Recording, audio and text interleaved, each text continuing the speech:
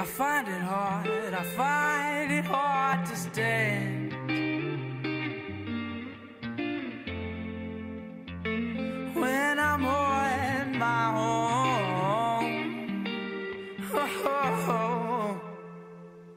so just carry on, drift onto the storm. I'm losing all my fight, it's over. Never know, way through the door, I've read that I've lost another. Oh, oh, oh, oh, oh.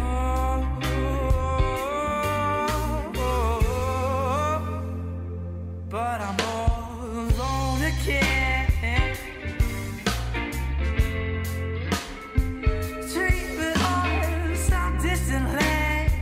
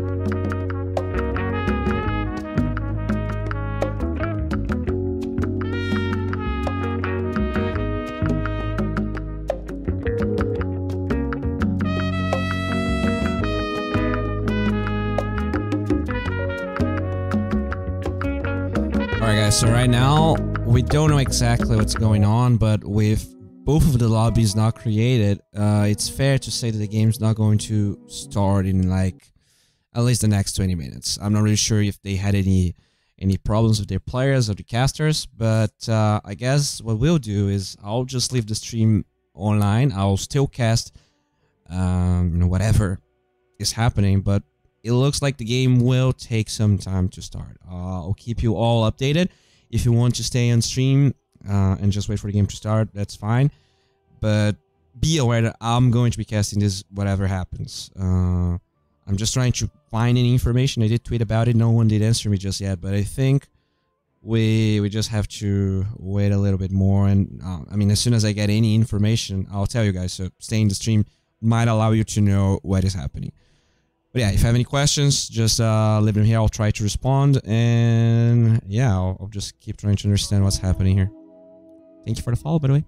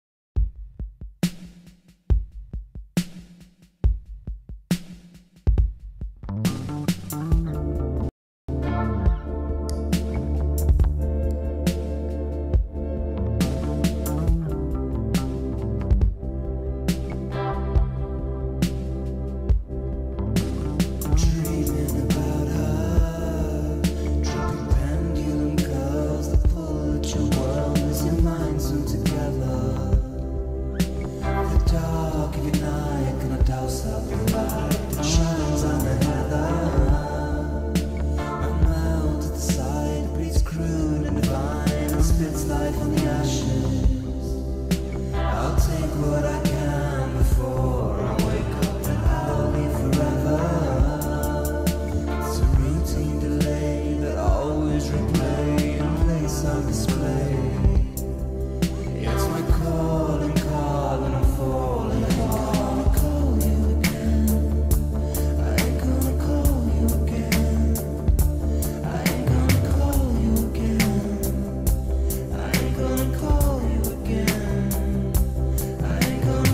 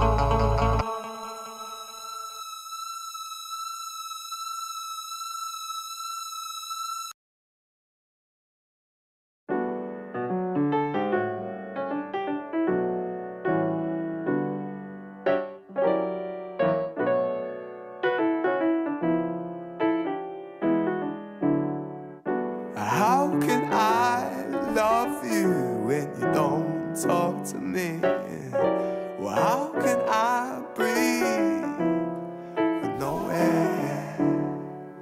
Well, I could only see what's in front of me, but what's there is more than what I thought there.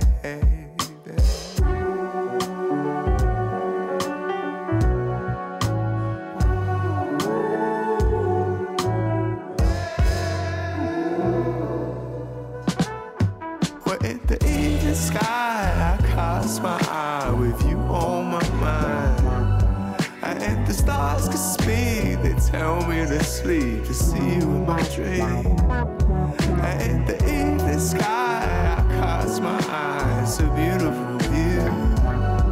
Oh, but I'm lost again in thoughts of you.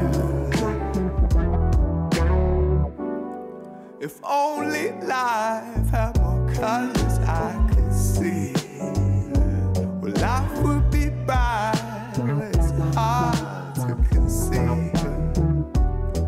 Well, in your mind there's a window to see, but far and wide if you just believe. And when we're feeling good, everything's okay.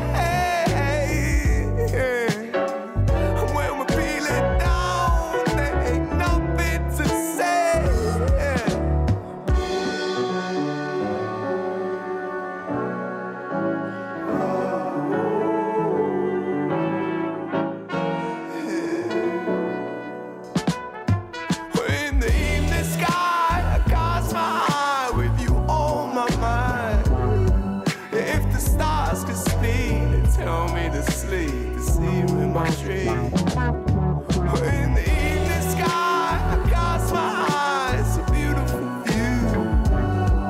Where I'm lost again in thoughts of you. If there's reality, patience, please be kind to me. Treat me like you know nothing, as if we know history. You can see the pain seeping from words I speak, and now you're taking me seriously. In the evening sky, I cast my eye with you on my mind. If the stars could speak, they tell me to sleep, to see you in my dream. In the evening sky, I cast my eyes, a beautiful view. Where I'm lost again in thoughts of you. Thoughts of you. Thoughts of you.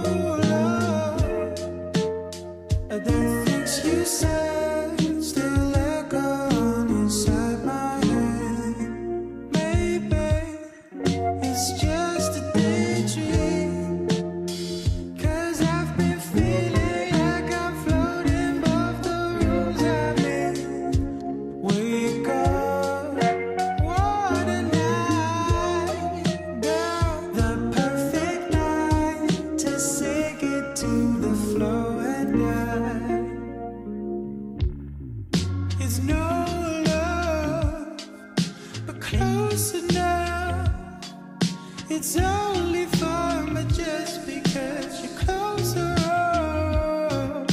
And no love, I'm mostly numb. I'm lonely cause you know you were my only one. It's no love, close enough.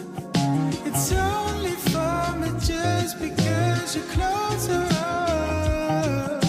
And no love, I'm mostly numb. I'm lonely cause you know you are my baby.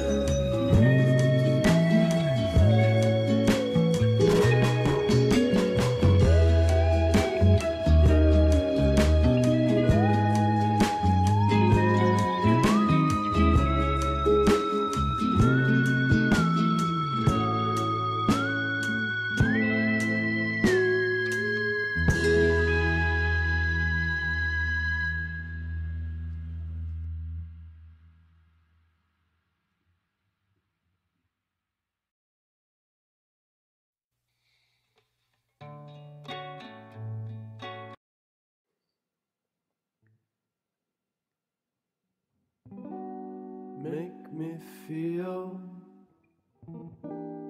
so unreal that nothing matters.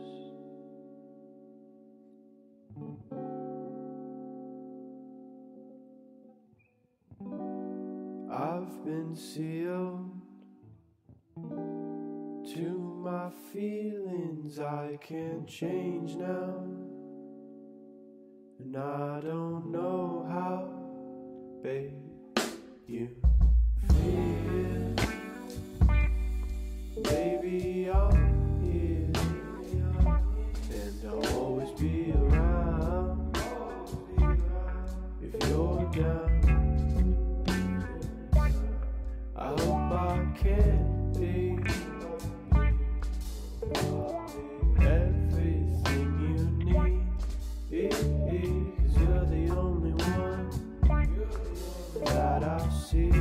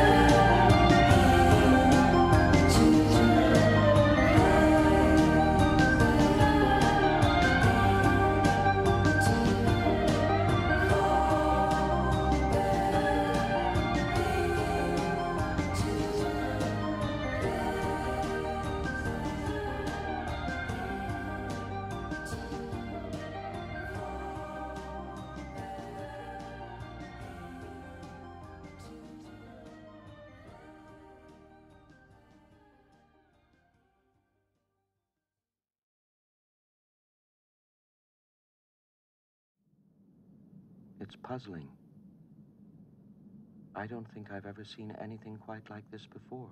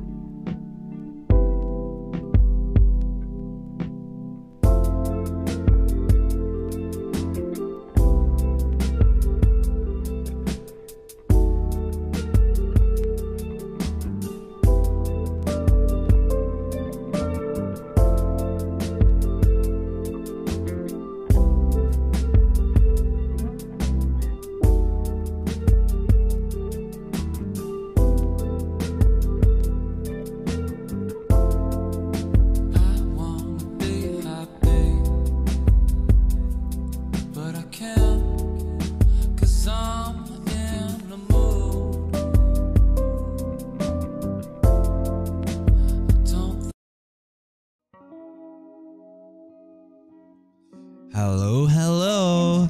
Here we have it. This is FaZe versus Complexity game, and it did took 1 extra hour to get this game going, but here we are. This is the Star Ladder Imba TV Dota 2 minor qualifiers. We do have 4 teams from North America trying to qualify, and I mean, this is a lot of hype, right? We have the new Complexity here trying its best against FaZe. In a way, both of these teams are recently formed, you know.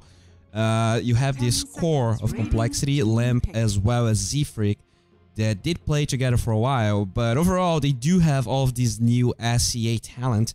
And on the side of FaZe, we have a lot of, I guess, NA rejects, although they're all pretty well known and pretty talented. CCNC and Jubei, Monkeys Forever, and we all know about Mason. So I'm your caster Bowie. Thank you very much for being here. I know I'm not Grant. I will probably not deliver. Oh, what the hell? Okay, sorry about this. And yeah, I'm gonna try my best to cast this. And yeah, hope you guys are excited about some North American dotes. The Lich is gonna be picked up here. No surprises. Juggernaut being removed first phase, huh? Juggernaut, probably a hero that everyone felt was, you know, nerfed quite a bit, but suddenly everyone was picking Juggernaut, and it actually gets removed in the first phase. Interesting that he actually picked the Lich even though the Juggernaut was taken out, and the response from Complexity is going to be a Phoenix and a Brewmaster. So the Brewmaster does have the Dispel to take the Frost Shield out, but more importantly than that, it's just a solid offlaner. That also doesn't care that much about the Frost Shield because Drunken Brawler gives him a lot of move speed. Usually, he's going to be able to disengage from that. Phoenix is also a hero that doesn't get affected by that spell at all. So yeah, overall, pretty solid opener from Complexity. Phoenix not necessarily a hero you do see that often, especially in the first phase. But if they like it, why not pick it? I actually saw one support Brewmaster yesterday when I was casting the European qualifier, so it's not like this is necessarily support for Phoenix and a Brewmaster in the offlane, but more than likely that's what we're going to see. FaZe, they will pick that Earth Spirit, so they already show their 2 supports right off the bat. I mean, Earth Spirit could be mid, but there are very few teams running that. But if eventually they feel like the Earth Spirit mid is a good thing to play, I'm pretty sure CCNC is capable enough to play that hero. Anyways, now it's time for FaZe to take some heroes out here. They are lacking in the carry department here, so I wonder if they're gonna take some of those heroes. Oh, they actually take the Enigma, huh? So they might feel like both Brewmaster and Phoenix are supports. I mean, you do see support Enigma from time to time, but it's a little rare. So I'm quite surprised that even though with the Earth Spirit they decide to remove the Enigma either way. Nature's Prophet gets taken out by Complexity Gaming. CCNC Earth Spirit. Alright, come on guys. I'm pretty sure he's a capable Earth Spirit player. And now FaZe, that Enigma ban, a little awkward to me, but they probably know their shit. After all, Complexity, they probably watched a lot of Complexity games. They knew for, I guess, almost a day which team they're going to be playing against, so they probably studied them quite a bit. And I mean, speaking of like top tier heroes, they're still open here. So what else were we seeing a lot? I guess Grimstroke was picked a lot, but since more than likely all the supports were already picked on both sides, the Grimstroke like doesn't really make that much of a difference. On side of complexity, they also don't have any single target abilities to get, you know, those double dooms, double storm hammers. I don't think we're going to see any Grimstroke here, and they're going to remove another offlaner, so they're very certain that this Brewmaster is either like position 1, which I think is even more unlikely, or just a position 5 brew.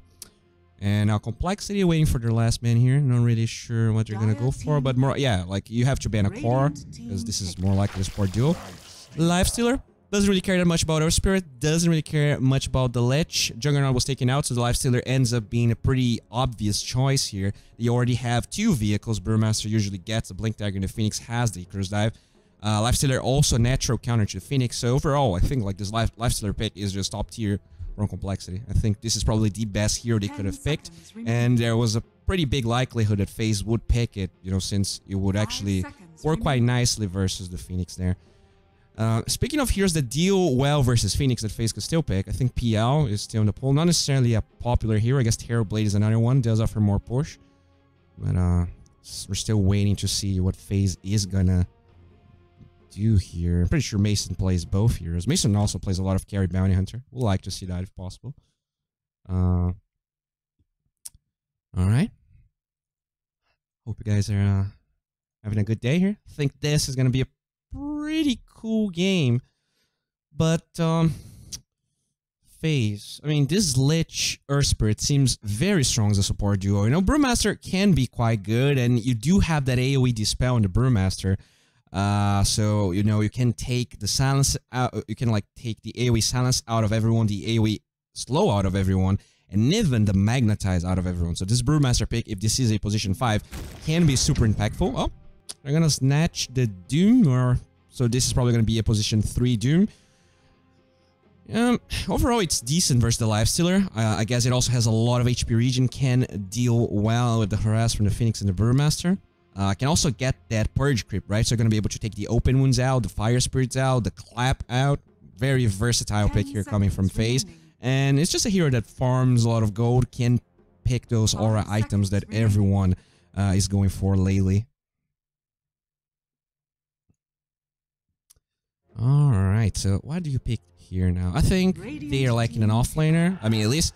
Oh, well, FaZe, they were wrong.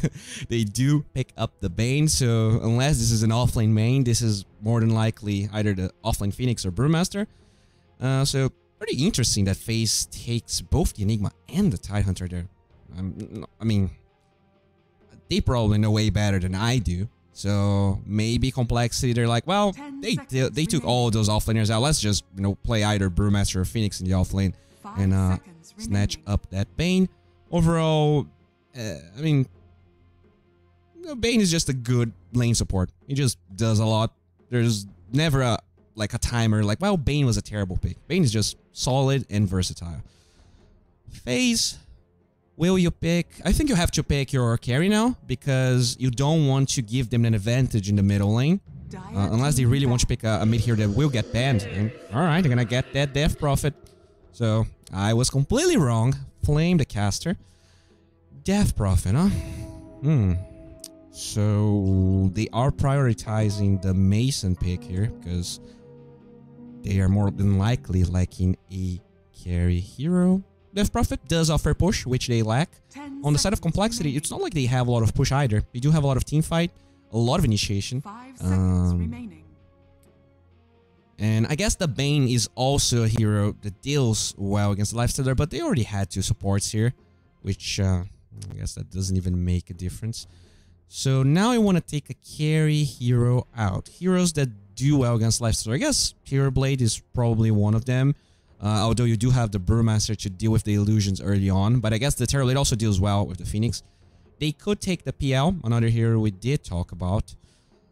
What are the other top tier carries that... I guess...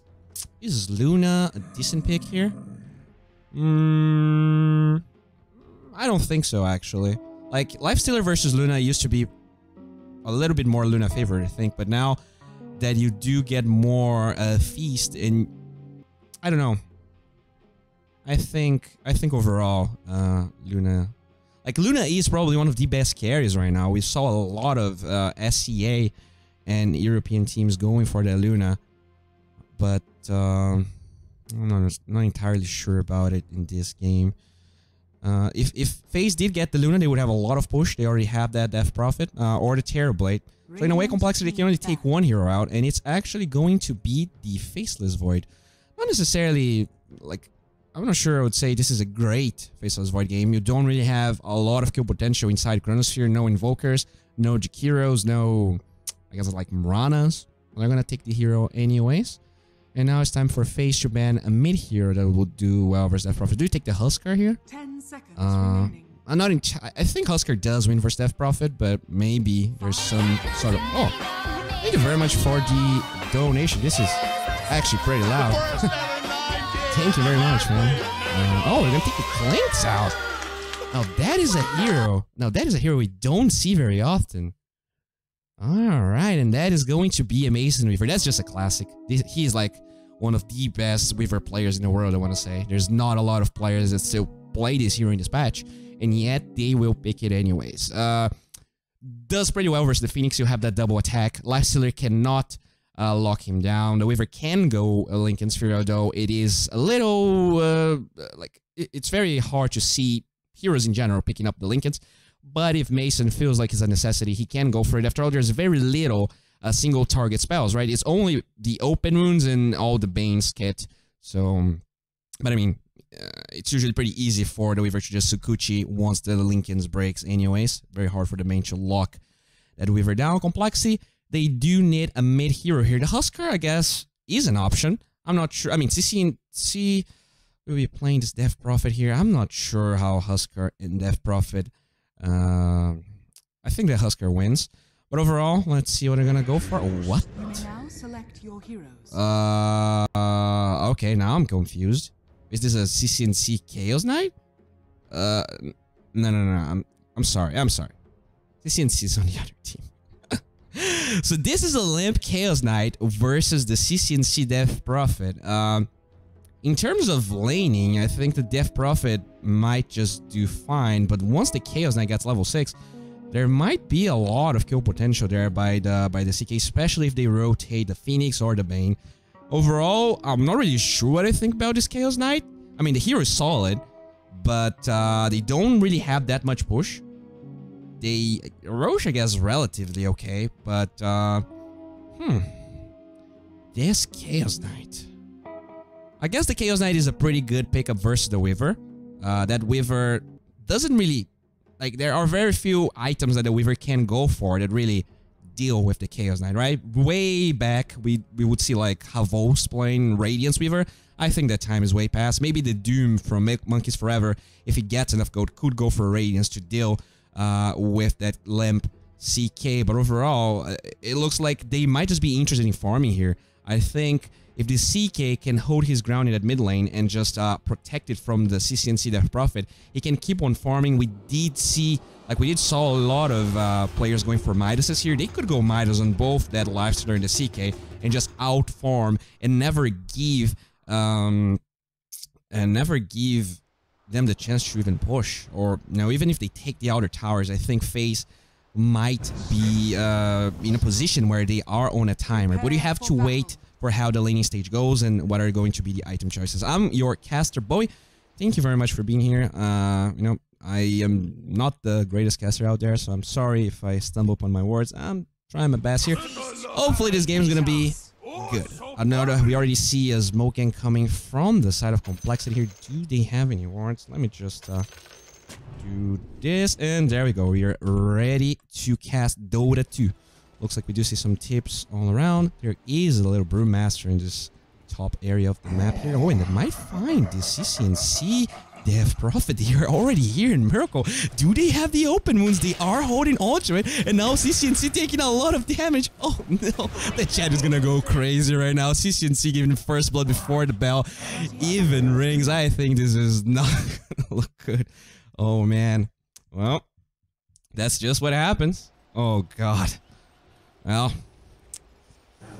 that's just Dota 2. That's a good smoke gank from Complexity. They do find that Death Prophet out of position, and it looks like they are already setting up here for these bounty runes in the bottom side of the map. Z-Freak is here, but he already learned the Fire Spirits. He doesn't have a way to snatch that with Icarus Dive. He's just gonna be forced to walk away, I think. In the top lane, there is one Monkeys Forever ready to get bounty, so it is a 2-for-2 trade, but first blood advantage for Complexity. In terms of win probability here, we already see a pretty big dip towards Complexity, but it's pretty early to say anything. Z-Freak just hiding over here. Looks like Mason signing up. So overall, there's going to be a Doom that for now is by himself. Looks like they do have an interest in tri-laning. I do like this combo, right? Usually, you're like, well, oh no, he blocked a little bit too much. Okay, oh, nice job. He actually draws aggro away from the tower, and now the lane is not going to push that much. That was pretty good play by Mason. But yeah, Frost Shield plus Weaver is probably better than the Juggernaut with the Blade of Fury, just because you actually like close the gap so fast that you will use all the duration of that Frost Shield while you attack. Overall, Monkeys Forever already started with that Devour there. Didn't really had the chance to eat any of the large camps. Oh, look at that. The Bane already blocking that large camp so that Monkeys Forever has to walk all the way back here if he wants to look for a Satyr. But there's only a tomato and I'm sorry. He would like to have the Satyr, but there's only a tomato and a Cinder there. Let's check the last hits and denies here. Looks like both carries actually doing pretty well. But I say carry. The CK is actually in the middle lane. Lamp 8-2 versus the 4-0 from CCNC in terms of, oh look at that, 74 base damage. So, and you have a crit every 4 seconds, right? So I think it's pretty easy to get CS in the middle lane with that hero. Monkeys Forever already committed. I apologize.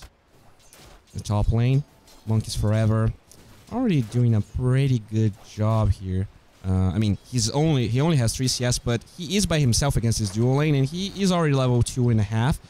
Trying to juke Miracle, and since he doesn't want to lose CS, he's gonna go back. It's only the Doom versus that Bane there, and I think the Doom can hold his ground just fine. CCNC starting to bounce back a little bit in terms of CS here. He is now 8-2 versus the 12-4. Overall, I think even though the CK can get a lot of CS, since he has so much HP, the Death Prophet will always be able to regen the HP as long as why is the sound still going? I don't understand why the sound is still going. But I'm sorry. I'll try after this game. I'll try my best to take that browser source, but I don't know. I'm sorry, I'm confused. Anyways, Mason already 15-0 here. Oh, Clap gets committed, but that's fake hype. He's just farming the camps. The Doom is being booped by Miracle actually. The pronunciation is a little different there. Bane does have 1 level of Nightmare, but they don't really have any setup. And there is a rotation from Boris. Can they actually get a row? Actually doesn't use the stone. Very awkward row, but I guess he actually forced Nightmare out of that Bane. So that is 165 mana that he forced by spending a 7-second cooldown with 50 mana. So actually, this might be a next level play there. Nice Clap, zoning Mason out, the Fire Spirits on top of it all. The Frost Shield gets committed, but what? I'm not sure about this Frost Shield. This is actually a pretty big cooldown that he just wasted. Questionable. In terms of CS though, everyone on the side of Complexity slightly ahead, and the Doom not slightly behind, actually very far behind in comparison. Nice Chaos Bolt onto CCNC, but they will just trade HP here with that Spirit Siphon. He waits for the level 2 Spirit Siphon because you don't want to be spending those charges when your skill point is at level 1, because the cooldown is very prohibitive.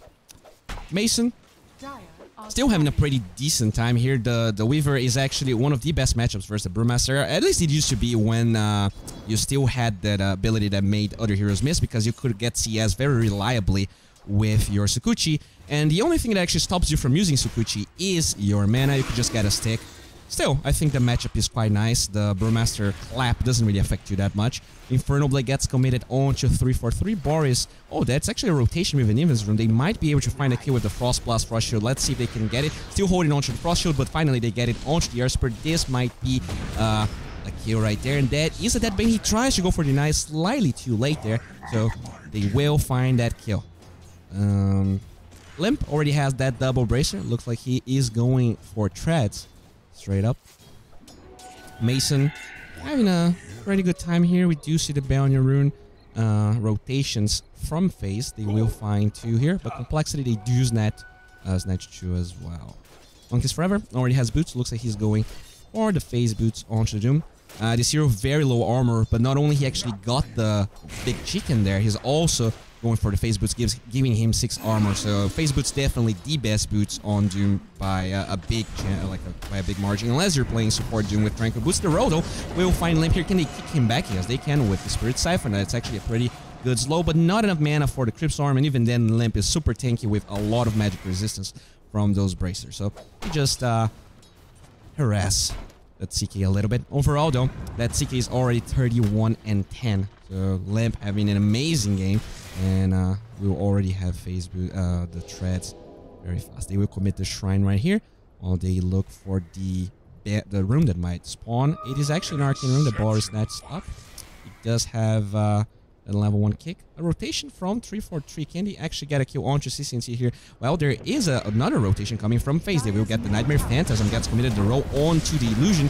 Can they kick? Oh, they actually kick CCNC away, and this will save CCNC at least for now. And with the Frost Shoot, can they actually get a counter kill? No, they will not. Icarus Dive zoning phase out, and it looks like everyone will survive, albeit they're all very low in HP. The Salve will be committed on the CCNC top lane. It looks like Miracle did try to go for a dive, but Monkeys Forever very fast and does have a lot of armor, so it's actually quite hard for the Lifestealer to deal any damage here. Shrine committed now on the side of complexity, and overall, let's check the win probability here. It is actually way higher than I expected towards complexity, 78%, even though it's a 1-1 with less than 1,000 gold lead for complexity. Quite fascinating. Oh, Monkeys Forever. Hello. They will get the Nightmare onto him. He did commit the Scorch Earth, but it looks like Miracle actually has absolutely no intentions of joining that. He's just gonna be there. Monkeys Forever. It's the chicken once again. It's gonna be fine.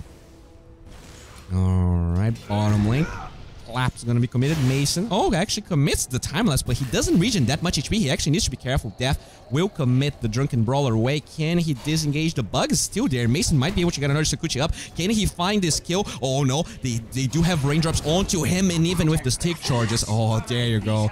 Mason quickly commits those voice lines after getting the kill. Very fortunate for him that the Brewmaster was not level 6, or else he could have just have gotten a kill with the Primal Split. Now, Monkeys Forever, not that close to Doom, but getting close. Miracle will most likely get the level 6 before the offlaner.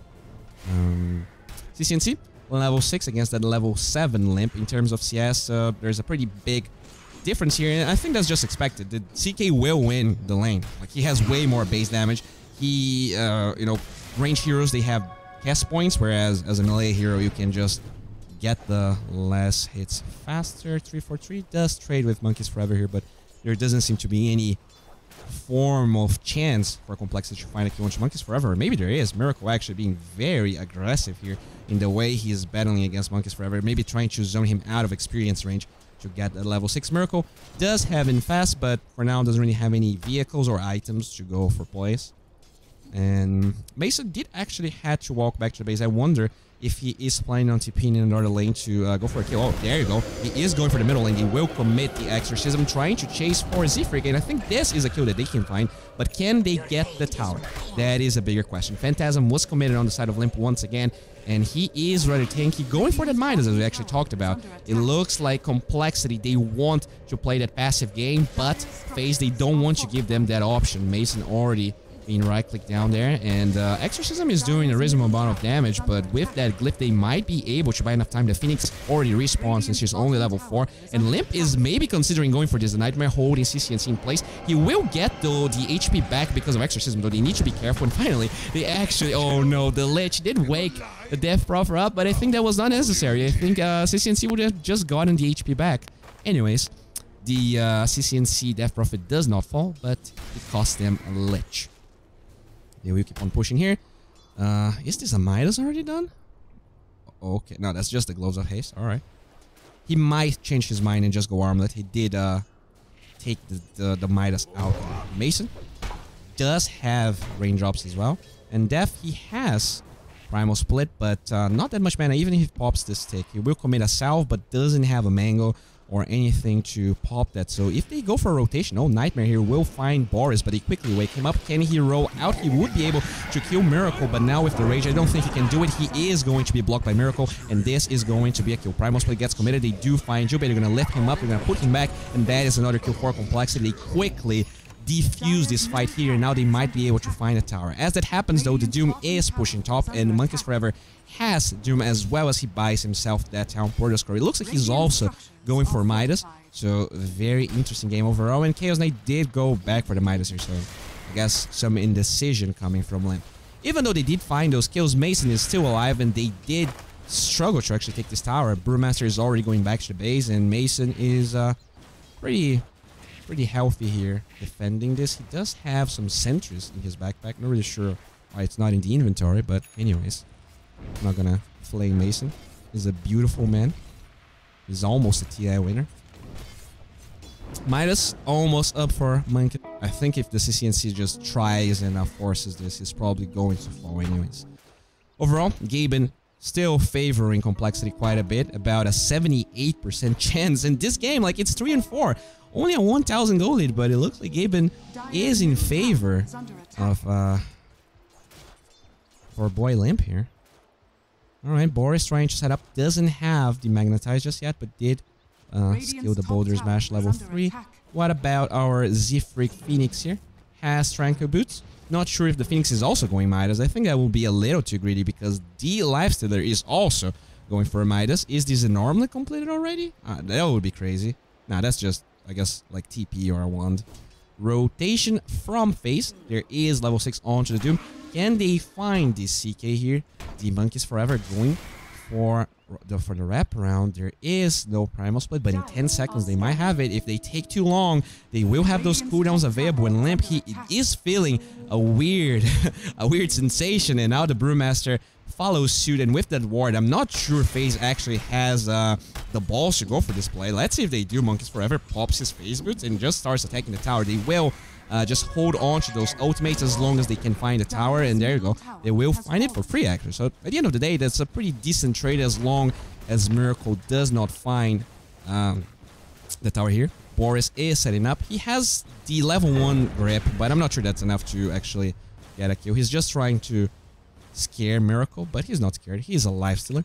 They will draw aggro from the creeps there, allowing the creeps to hit the tower, or maybe not. Boris might want to change that, and he is drawing aggro away from that tower. Death commits that Drunken Brawler. Can they actually take Boris out here? He's just playing with its food, and the TP is going to be committed in the top lane. Looks like a fight did start up. Can they get this egg out? The Nightmare holding Mason in place. He will be able to disengage with the Tsukuchi, but they do have a sentry here. Can he use the time-lapse away? A lot of Magic 1 charges. He will commit the time-lapse first, still holding on to the Magic 1, and it looks like they do not have the gap close to find him. Z-Freak already committed the Icarus dive, and at the end of the day, the FaZe actually lures a lot of heroes into the top lane and do not find anything.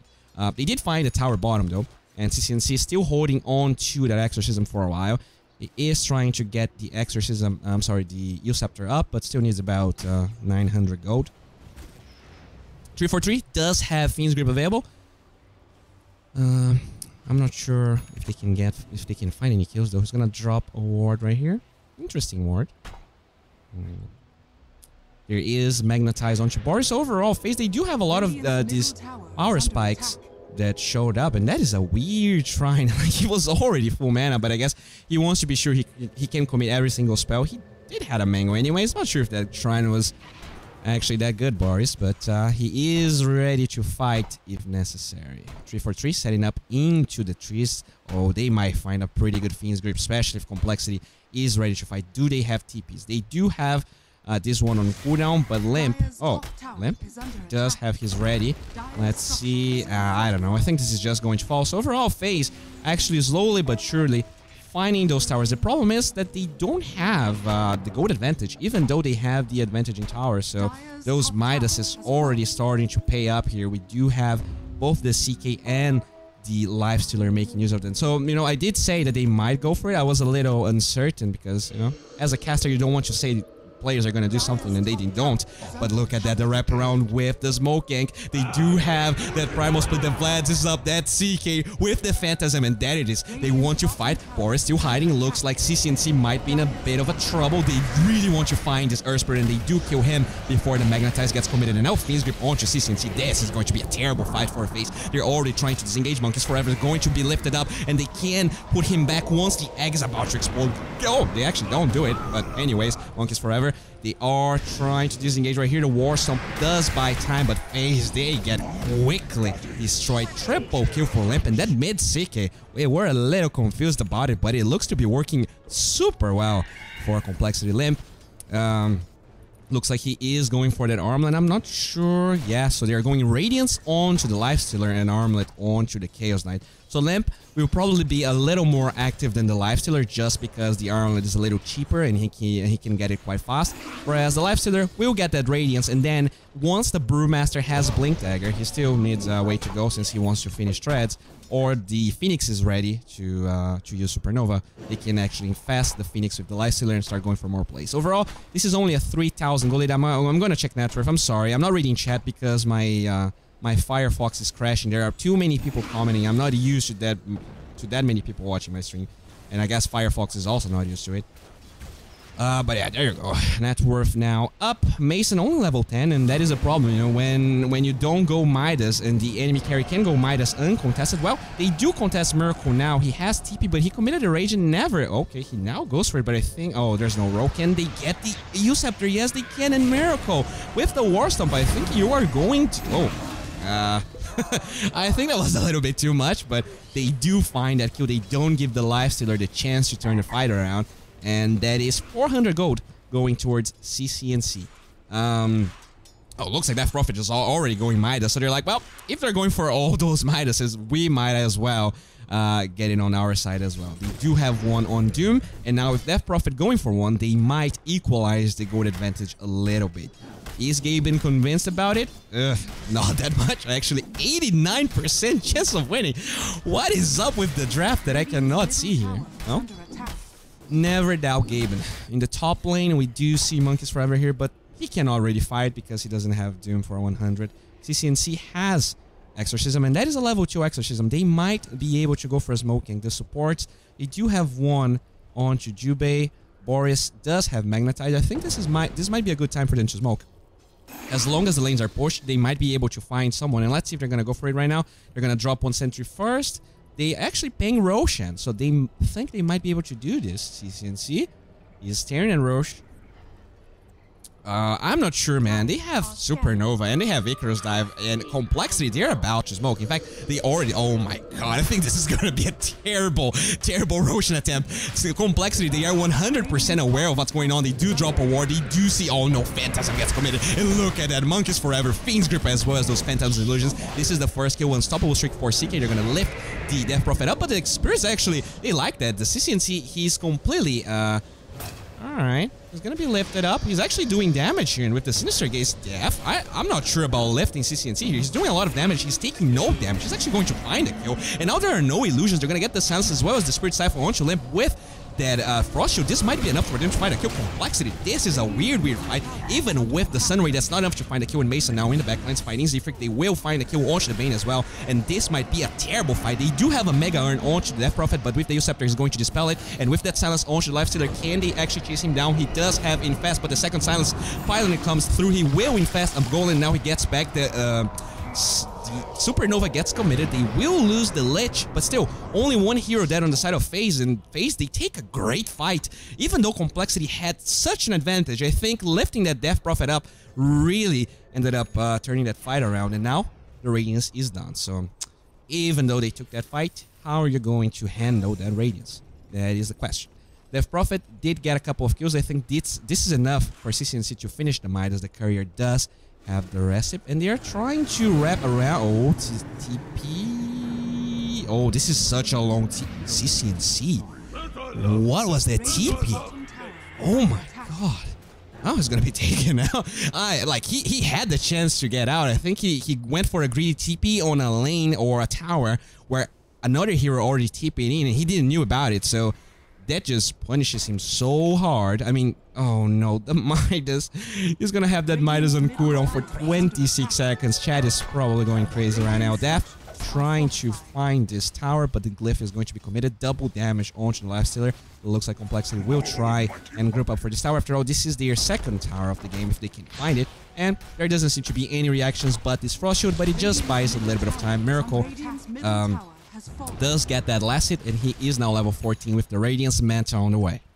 Mason is going for an MKB because he wants to deal with that mischance from the Lifestealer. Usually, you know, the reason the Radiance build on Lifestealer is so good is that not only he is pretty tanky as a strength hero, he does have an evasion talent at level 20. But since the Weaver is already going for MKB anyways, I think the Lifestealer can just get the other talent. Yeah, it's not that good. It's, you know, open wounds lifesteal. You can always dispel the open wounds with the Use Scepter onto the Death Prophet or if the time lapse onto the Weaver, but still, at least he can actually go for another talent if he feels like it's necessary. Mason will TP to this bottom shrine, and the rotation from Complexity is not going to do anything, but they might just group up and try to get this tower. It is pretty healthy though. I'm not sure that's going to be an option. Monkeys Forever does have Doom available, does have the Midas. He's starting to get a lot of levels here. If he can get to that level 15, that's even more GPN with the Devour bonus gold. But for now, he still doesn't have it. TP into this Meteor 2 tower. Is this a smoke gang from FaZe? There it is. They will go once again. The Exorcism is back up on CCNC, and he's the only hero showing. It looks like they're going to try and bait him up. He is going for a BKB. He is level 15 with that cast range talent. Can they go for Roshan this time? I mean, they do have every single cooldown on the side of Complexity. They will commit the Primal Sway. Oh no, they will get the Fiend's Grip, but the silence will stop it. Monkeys Forever, can you get the Doom before he will fall? A lot of Phantasm Illusions. He did get the Doom. I'm not really sure it's on cooldown. The Egg did get deployed, and they are trying to get a fight here. The Bane did die for the Doom, so that is already a pretty good fight for Complexity. They're going to trade 2 heroes for only a support. The Mega Iron onto Mason. He has time lapse to dispel it. Can he find Zefric before he commits it? No. And now the open wounds onto Mason. He has that Sukuchi, but the Mega Iron with the Sunray and that DOT damage, the second Mega Iron Mason will fall with that Infest from Miracle. Nicely done.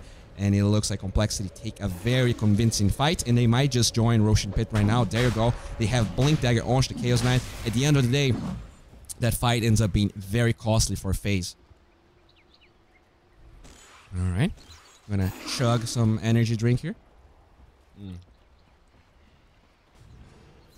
I mean, now the gold advantage is even higher, and the kill score is better for Complexity. I cannot even believe what is the win probability here. Is it like 95%? Oh, that's 87. All right. It did stabilize a little bit, but right now, with those 2 Midases FaZe, they need to get their levels and their items. So how do they deal with Complexity? Right now, I think they really need a Crimson Guard. I wonder if Doom is the one going for it. Well, he is going for a Blink Dagger. So I'm a little worried by that. Those Phantasm Illusions are doing a lot of damage. There's already a lot of right-click damage from that Lifestealer. Having a Crimson Guard would be so good, but I guess with the Crimson Guard nerfs, maybe the teams are stepping away from that item a little bit. I mean, I don't know. I still would like to see some sort of armor buff response on the side of FaZe, but they don't really have any armor items, right? There's an MKB to handle the Radiance, I can see that, but our Spirit is going for a Veil. That's armor for him, but what about everyone else? The Doom did go for the FaZe Boots, which gives armor in the flats, but right now it's just not enough. They're just exploding everyone with that CK. The Death Prophet can go Shiva's Guard eventually, but you have to finish that BKB, and if you want to get your Shiva's Guard, you're going to have to defend your towers, but I mean, with that Aegis on... Wait, no, they actually never got the Aegis. I'm just... Dude, what? Why do I even cast? Oh, Miracle finds himself some illusions. He's gonna send them around. Did destroy that poor dragon. Mason, level 15, did get the Strength talent instead of the Mana Break. You're not gonna take mana out of a Rage Lifestealer, and I mean, taking mana out of a Brewmaster they already out there also doesn't make much sense. CCNC just trying to farm this illusion. Will get it. Boris did complete the Veil. And let's check everyone's items on the side of Complexity. Well, no surprises that Lifestealer is going Manta after the Radiance. The Phoenix is going for a Halberd. Very effective versus a hero like Weaver.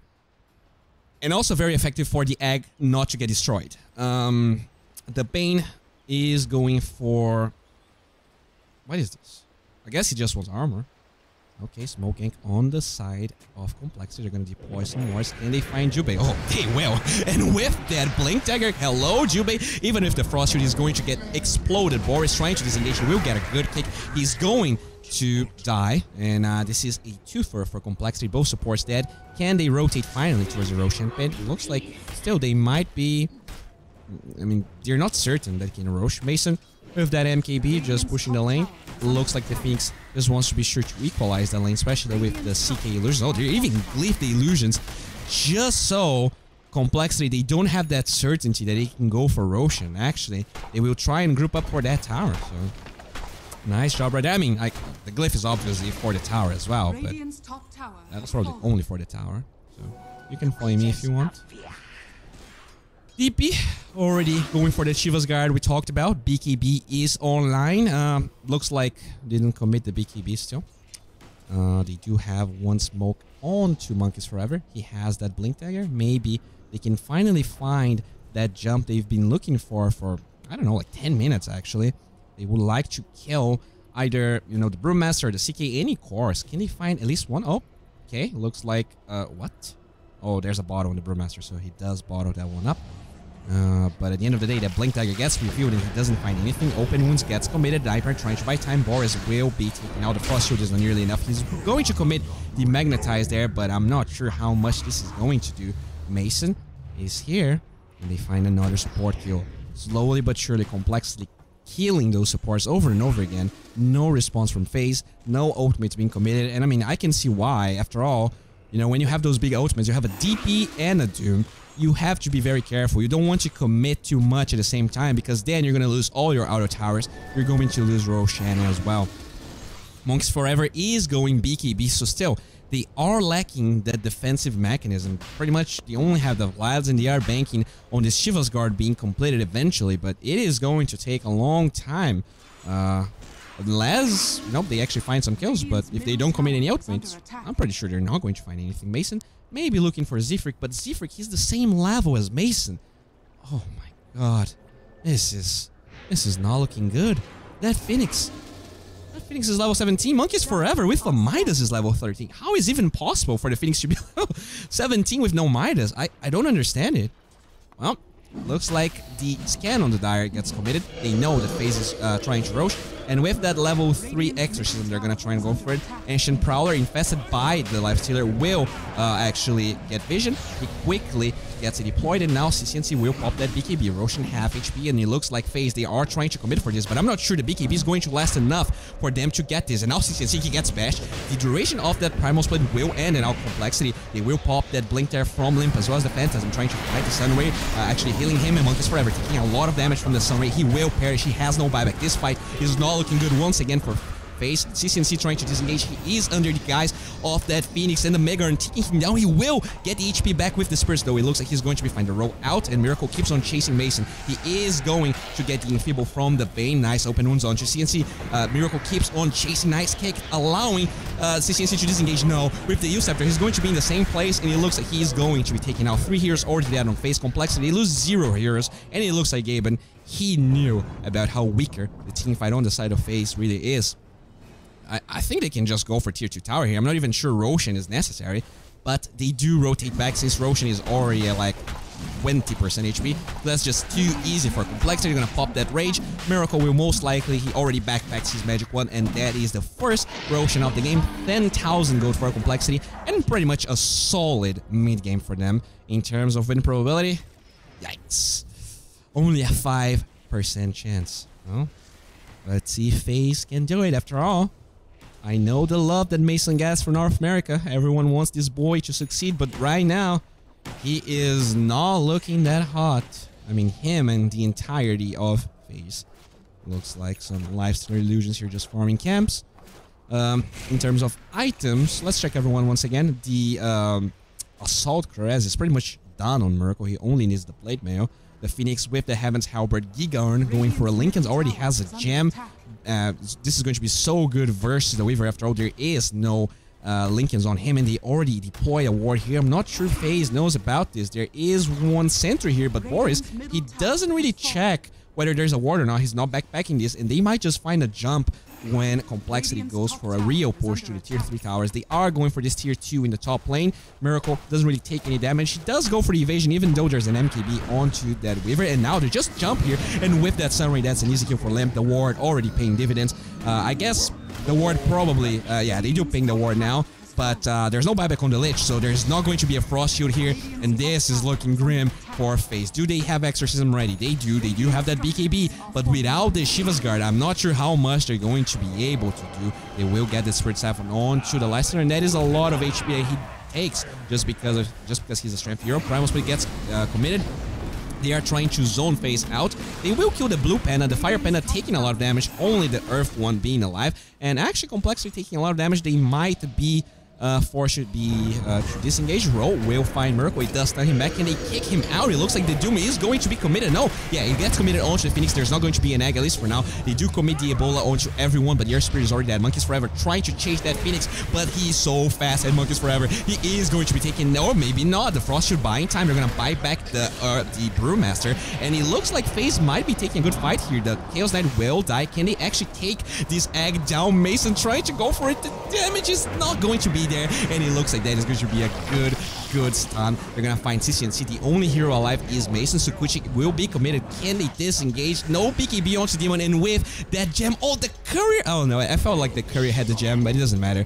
They will find that kill. Everyone on the side of FaZe is that they do have a couple of buybacks, but I'm not even sure if it's worth it to buy back because they don't have Exorcism. They don't have any ultimates. A lot of tips flying out here. Looks like Zifrik doing a great job. Even though he gets doomed, he buys enough time to get that egg at the end. They are not fast enough to take the egg out. After all, this Phoenix is level 22. How is this even possible, man?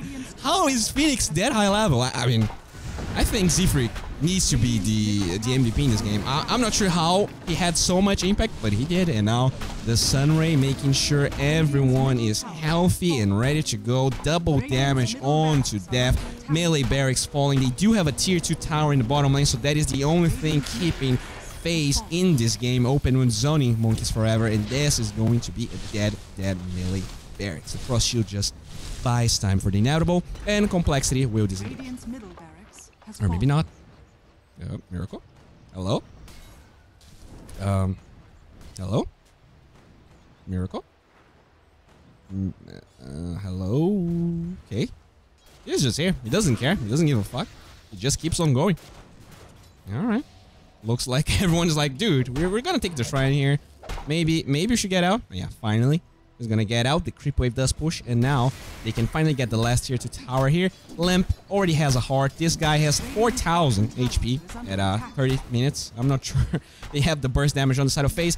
And you know what? Like, in a way, I do think that the FaZe draft would deal well against strength heroes. Like, if you check their heroes here, there is a percentage-based skill. There's also a percentage-based skill onto Infernal Blade, so they theoretically would be able to do a lot of damage to those heroes, but because they are so far behind, it just doesn't seem that effective. And also the fact that they don't have a Mega Urn on the side of FaZe, they ended up opting for this Veil, which gives armor to the Air Spirit, but they are not able to deal with those bulky heroes. They just don't have the burst damage, and that is one of the many problems that Death Prophet has.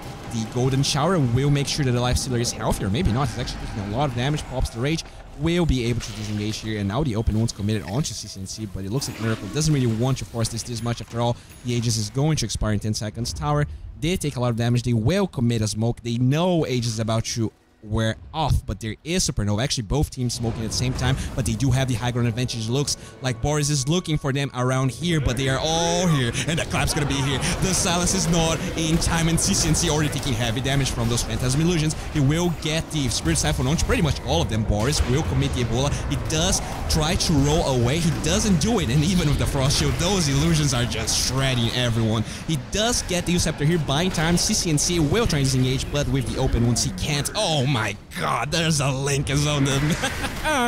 Monkeys Forever is going to be taken out. The GG flies out. FaZe, they are out, and it looks like Complexity, they do take game 1. Guys, I am your caster Bowie. It was more than a pleasure to cast this for you guys. If this is your first time watching me, consider subbing on YouTube or follow me on Twitch, because you will know whether I'm casting or not, and I'm going to cover every single qualifier I can. It was a pleasure. We will be back. After all, this is only game 1. We have a lot of series here, and let's see who will qualify for the North American region to the Kiev Minor. Thank you very much. Enjoy your music. I'll be back in about 5 minutes, so that's a very short break. Thank you very much, and bye-bye. I guess see ya. Bye. Anyways. It's what's so hard, 'cause when I try, it doesn't seem to turn right. Tell me I'll be alright, and don't lie, I need it. It's just when I'm in the mood,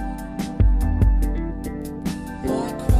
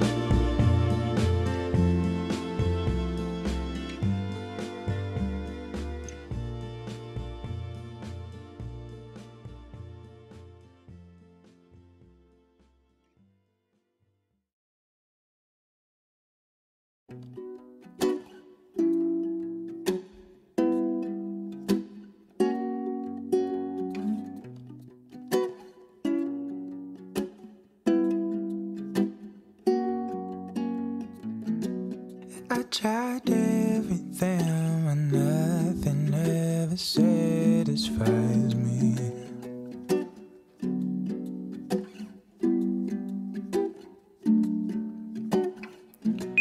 And I feel lost when I'm higher than a satellite.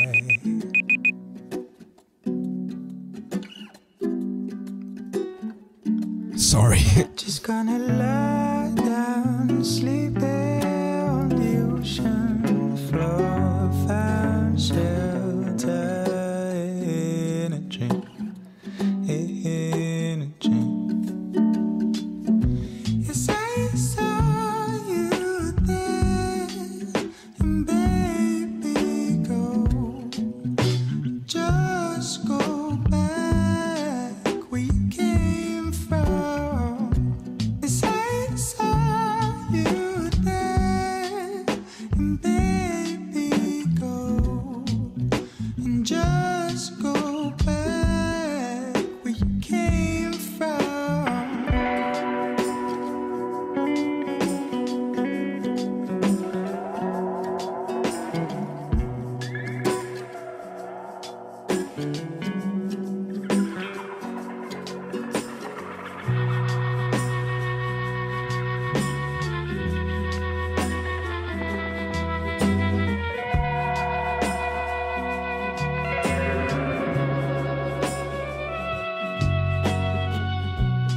I find solace in just noticing the stars above me.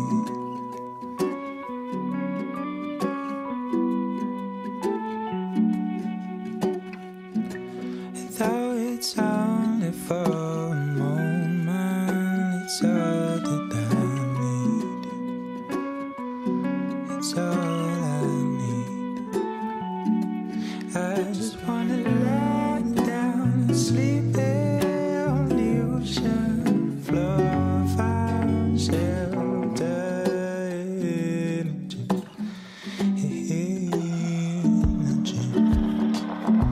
Yes, I saw you there, and baby, go, just go back. We came from.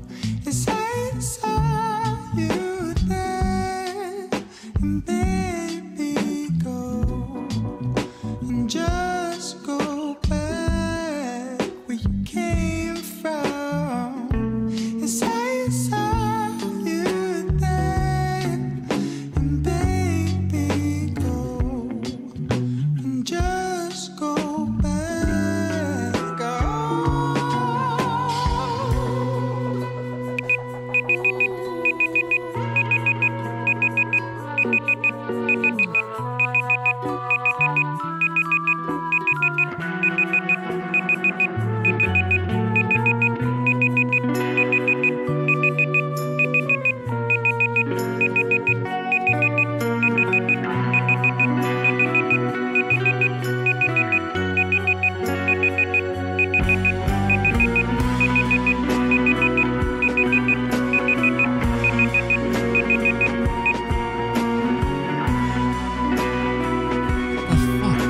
Sorry. Just went to the bathroom. I forgot about it. Should be ready to go. I probably lost half of the viewers because of this annoying sound. But yeah, the game is. We're gonna very short.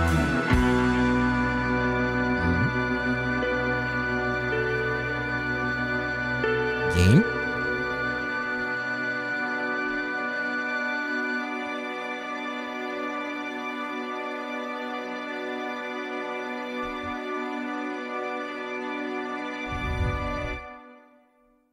Hello? Yeah, we should be pretty much there. Let me take the music out. And, I mean, I was quite surprised by how this game went. You know, honestly, I just felt like FaZe had a better chance, but Gaben was right all along. It felt like because of that CK and the lifestealer and the fact that no one could actually burst them down, even though the Weaver got that early MKB to handle the Radiance, it never really mattered. The Death Prophet also struggled to get past any towers after tier 2. And that's usually just like a problem with Death Prophet in general, you know? We were trying to figure out which hero they want to go for. They did decide on to that Death Prophet, but never really worked out. And I think that CK pick that the Complexity went for, and then they switcheroo the hero back into the middle lane. I think that's what, at the end of the day, won them the game. Yeah, of course, Complexity played very well. But, you know, FaZe, if you're watching the game, it felt like they actually had a shot. But that draft advantage that they were able to get with that switcheroo, I think, really made the game better for them. Either way, let's see what happens here. We are just waiting for the draft. Complexity, they will take the Nature's Prophet and the Grimstroke out. Not sure if the Juggernaut's going to be taken out once again. I think 10 seconds remaining. it's kind of hard to say that Lifestealer is a better hero than Juggernaut. Just because I think that like Lifestealer is less versatile. Lifestealer has its place in the meta, but he needs more conditions to be viable. Not that the Juggernaut doesn't need conditions. Right now, I think you cannot pick Juggernaut if you don't have Lich or Grimstroke. I think this is like key. 10 seconds remaining. And in this game, they tried to use the Lich and with the Weaver instead of the Juggernaut, which worked okay in lane. But I think that maybe FaZe ended up going for too many like out of the meta picks. Like, it's okay to be out of the meta. But you know, when you're forced to go Midas on your Death Prophet just because like the Weaver can't, and there's like all these bulky strength heroes. Like they have what they had 5 strength heroes. They had a Phoenix, a Brewmaster, a CK, a Lifestealer, and I think a Bane. So like Bane is already super tanky as well, so he's almost a strength hero in a way. Anyways, Complexity, they are the ones that removed the CK, and now they want to switch it up. They're gonna keep the Keeper. They want to pick the Keeper of the Light. Alright. Let's see what happens here. Oh, he lost? Oh, feels bad, man. But that's just game 1. They can turn it around, I think. They're playing against Team, right? I think the odds were like so high for... at least on Ghost Gamers, the odds were like 98 for Flying Penguin, 2% for Team. I was like, what? That doesn't seem right at all. But anyways, FaZe, they're gonna pick this Sven. Not necessarily a hero you see versus the Keeper of the Light. Doesn't really chase Keeper of the Light that well. Doesn't really... The Warcry doesn't do that much. But it is a solid hero nonetheless. You know, it's just... I think Sven is as solid as Kato. Maybe Kato is slightish top tier. And FaZe now waiting for a pick here. You know, you do see Batrider versus Keeper of the Light quite often, just because you can cut the trees and then the harass from that Illuminate is not going to be there. And they do have a Monkeys Forever in their team, which does play that hero, but instead they're gonna pick the Rubik.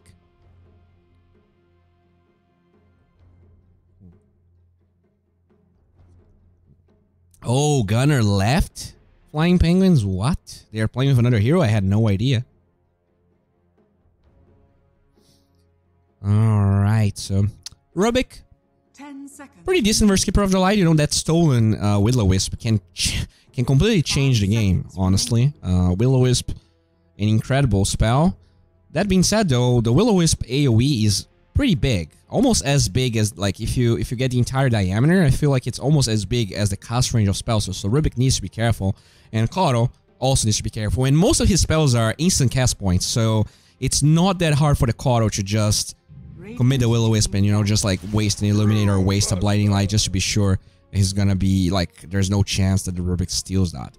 Brewmaster once again for Complexity. I felt like that hero had a lot of impact.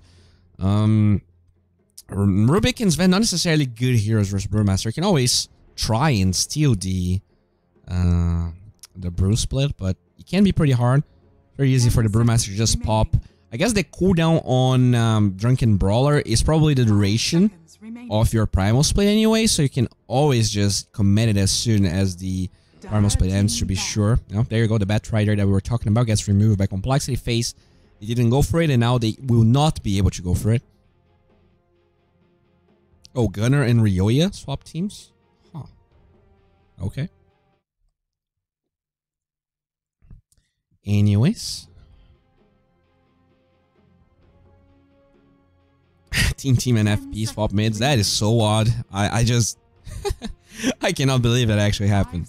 I cannot believe that actually happened. North America, huh? Anyways, FaZe, they want to ban something here. So the CK is already out. Is there any other hero? Oh, the Phoenix. They did take that one out.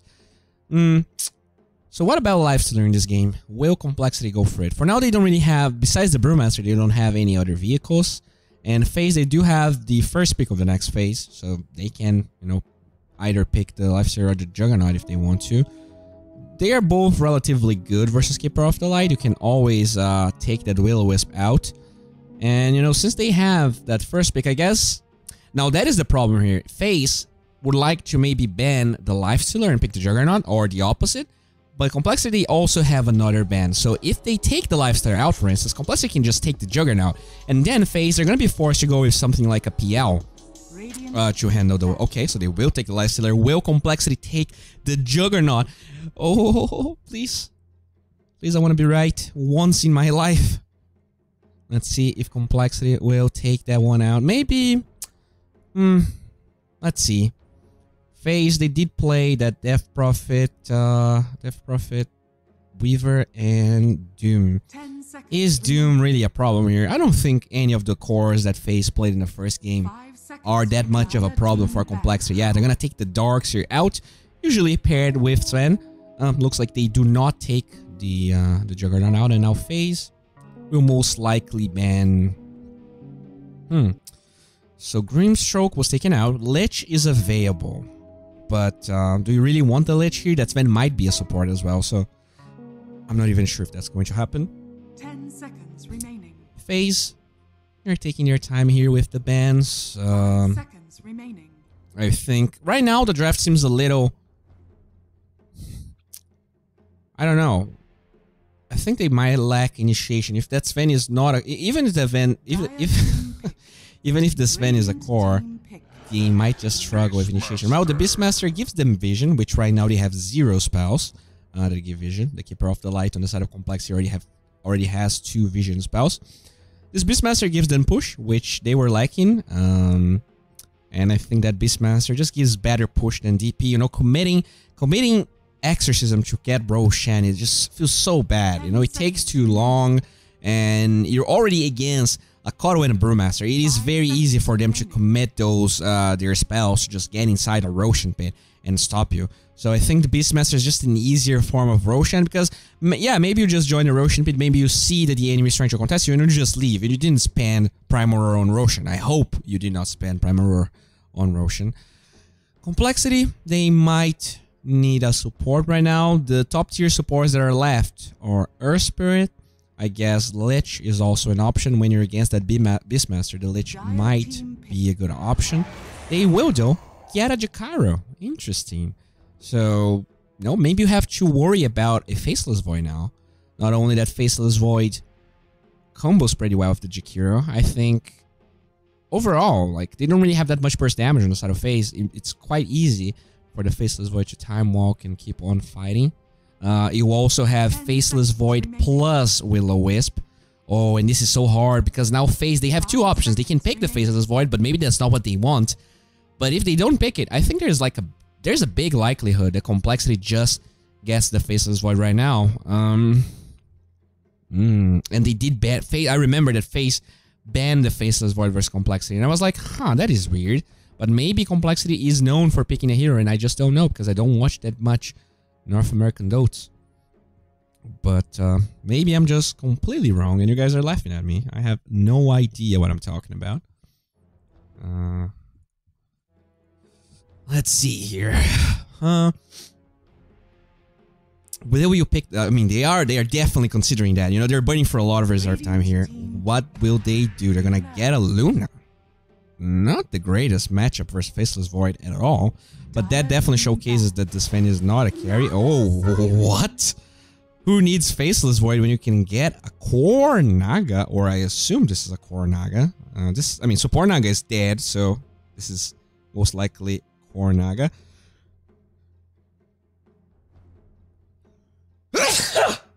Sorry. FaZe, what will you take out now? I mean, they still have a chance of picking Faceless Void, right? This could be mid Naga with a Brewmaster in the offlane and Jakiro and Keeper of the Light. I don't know. I'm a little thorn here. Will FaZe ban the Faceless Void? Because they might just be baiting, right? We're like, we have a Kato, we have a Jakiro. I think you have to ban that Faceless Void. Now they're gonna take the Kunkka out. And that Kunkka ban, at least tells me that they will pick a hero for CCNC that might struggle against that hero. Invoker definitely one that struggles quite a bit. I guess Tinker is also another hero that struggles against the Kunkka. I mean, pretty much everyone loses to Kunkka.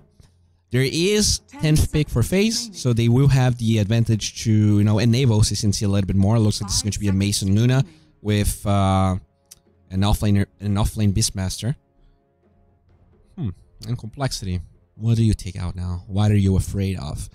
If you check Complexity here, they have decent teamfight, Will-O-Wisp Primal Split, Naga Siren Ult, as well as, you know, Ice Path and Macropyre. So overall, their teamfight is great. Their push is mediocre, I want to say. The Jakiro offers, you know, Liquid Fire. Naga Siren doesn't really push that well. But they do have a lot of wave clear. The Naga Illusions, the Illuminate, as well as the Jakiro there. So they are lacking a little bit of push, I want to say. Maybe DK could be actually pretty good for them. But if you go DK here, you have to ban the Husker. I don't think they're going to go Death Prophet after what we saw there. Even though Lamp is one of the few players that plays Death Prophet. I remember for a while I was trying to make a Death Prophet video, and Lamp was one of the few players besides, I think, SCCC that was playing in it. But it was 720E. I'm not sure if in 721 anyone is actually nibbling with Death Prophet besides CCNC, and that did not work that well. And this is not a CCNC flame, by the way, so don't quote me on flaming CCNC. I don't flame anyone.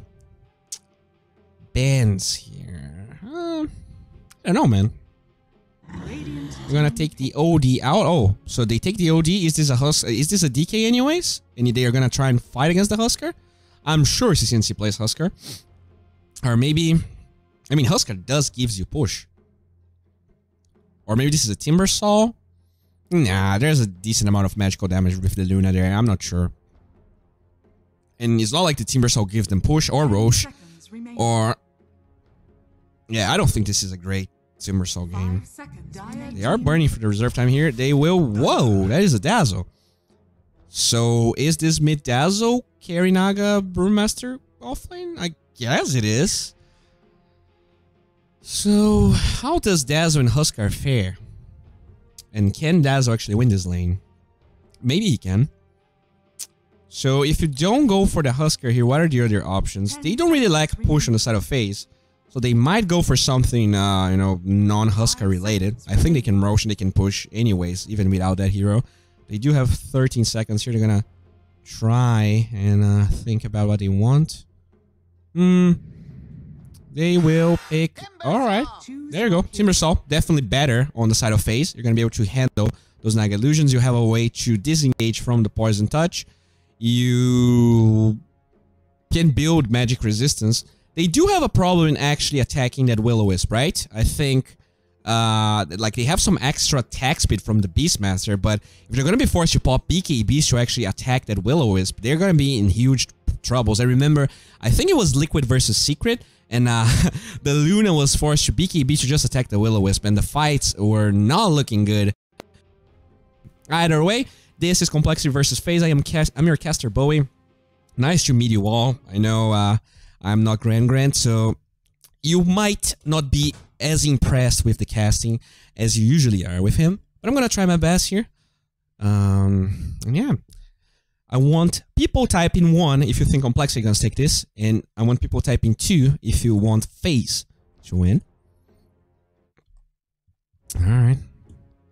Anyways, this could be our last game for the series, right? If Complexity takes this, FaZe, there is a lower bracket, right? So it's not like FaZe is out if they lose, but you know, you don't want to be in that position anyways. All right. Oh, we have some 3s here. We have some dirty boys. All right. Let's go then. All right. So this is game 2 between Complexity and FaZe for the star ladder Kiev minor qualifiers. Whoever wins this will be a little closer from qualifying, and we already see some tips here. Looks like our boy Monkey is getting flamed a little bit. He is going top. Let's check the win probability. Looks like once again there's some. So this leads me to believe that maybe this win probability thing actually checks like MMR or like the players, and he's like, well, this team is more skilled than this team, so that's why the win probability is higher. I actually would like to test that, you know, get like a lot of Archons in one team and a lot of Divines on the other, and see if, like, regardless of the draft, the win probability is higher or not. I would really like to know if it considers that, or if it's only like only draft based, because it doesn't feel like it is, but you never know.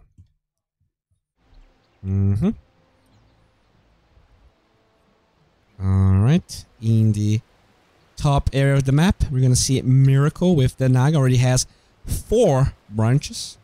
343 will find a little boar. Was game 1 close? I mean, I think it was. I don't think it was a stomp. I wouldn't consider that a stomp, but it was a dominant performance by Complexity. It definitely was. Maybe more draft based than anything, but yeah. Z-Freak is gonna be bottom here with Def. We do see Limp going mid versus the Timbersaw from CCNC. You know, Timber, definitely decent versus the Dazzle. You're gonna have a lot of armor, that poison touch. Like, you do have that Timber chain to deal with the poison touch. I think this is going to be just fine. Most of the FaZe here is going top. This is going to be a Boris Rubik and a Jubei Sven. Alright, they're gonna swap the lanes. Miracle now running bottom. Wants to get a Quelling Blade. So for now, Z-Freak is gonna be farming here. Can you get that range creep? There you go. Not only gets the range creep, harasses Monkeys forever. Let's check the last hits and denies. Already 4 CS for the Jakiro, so that's a pretty happy Jubei. 343 TPing out. It looks like he's actually going back to the lane. Interesting.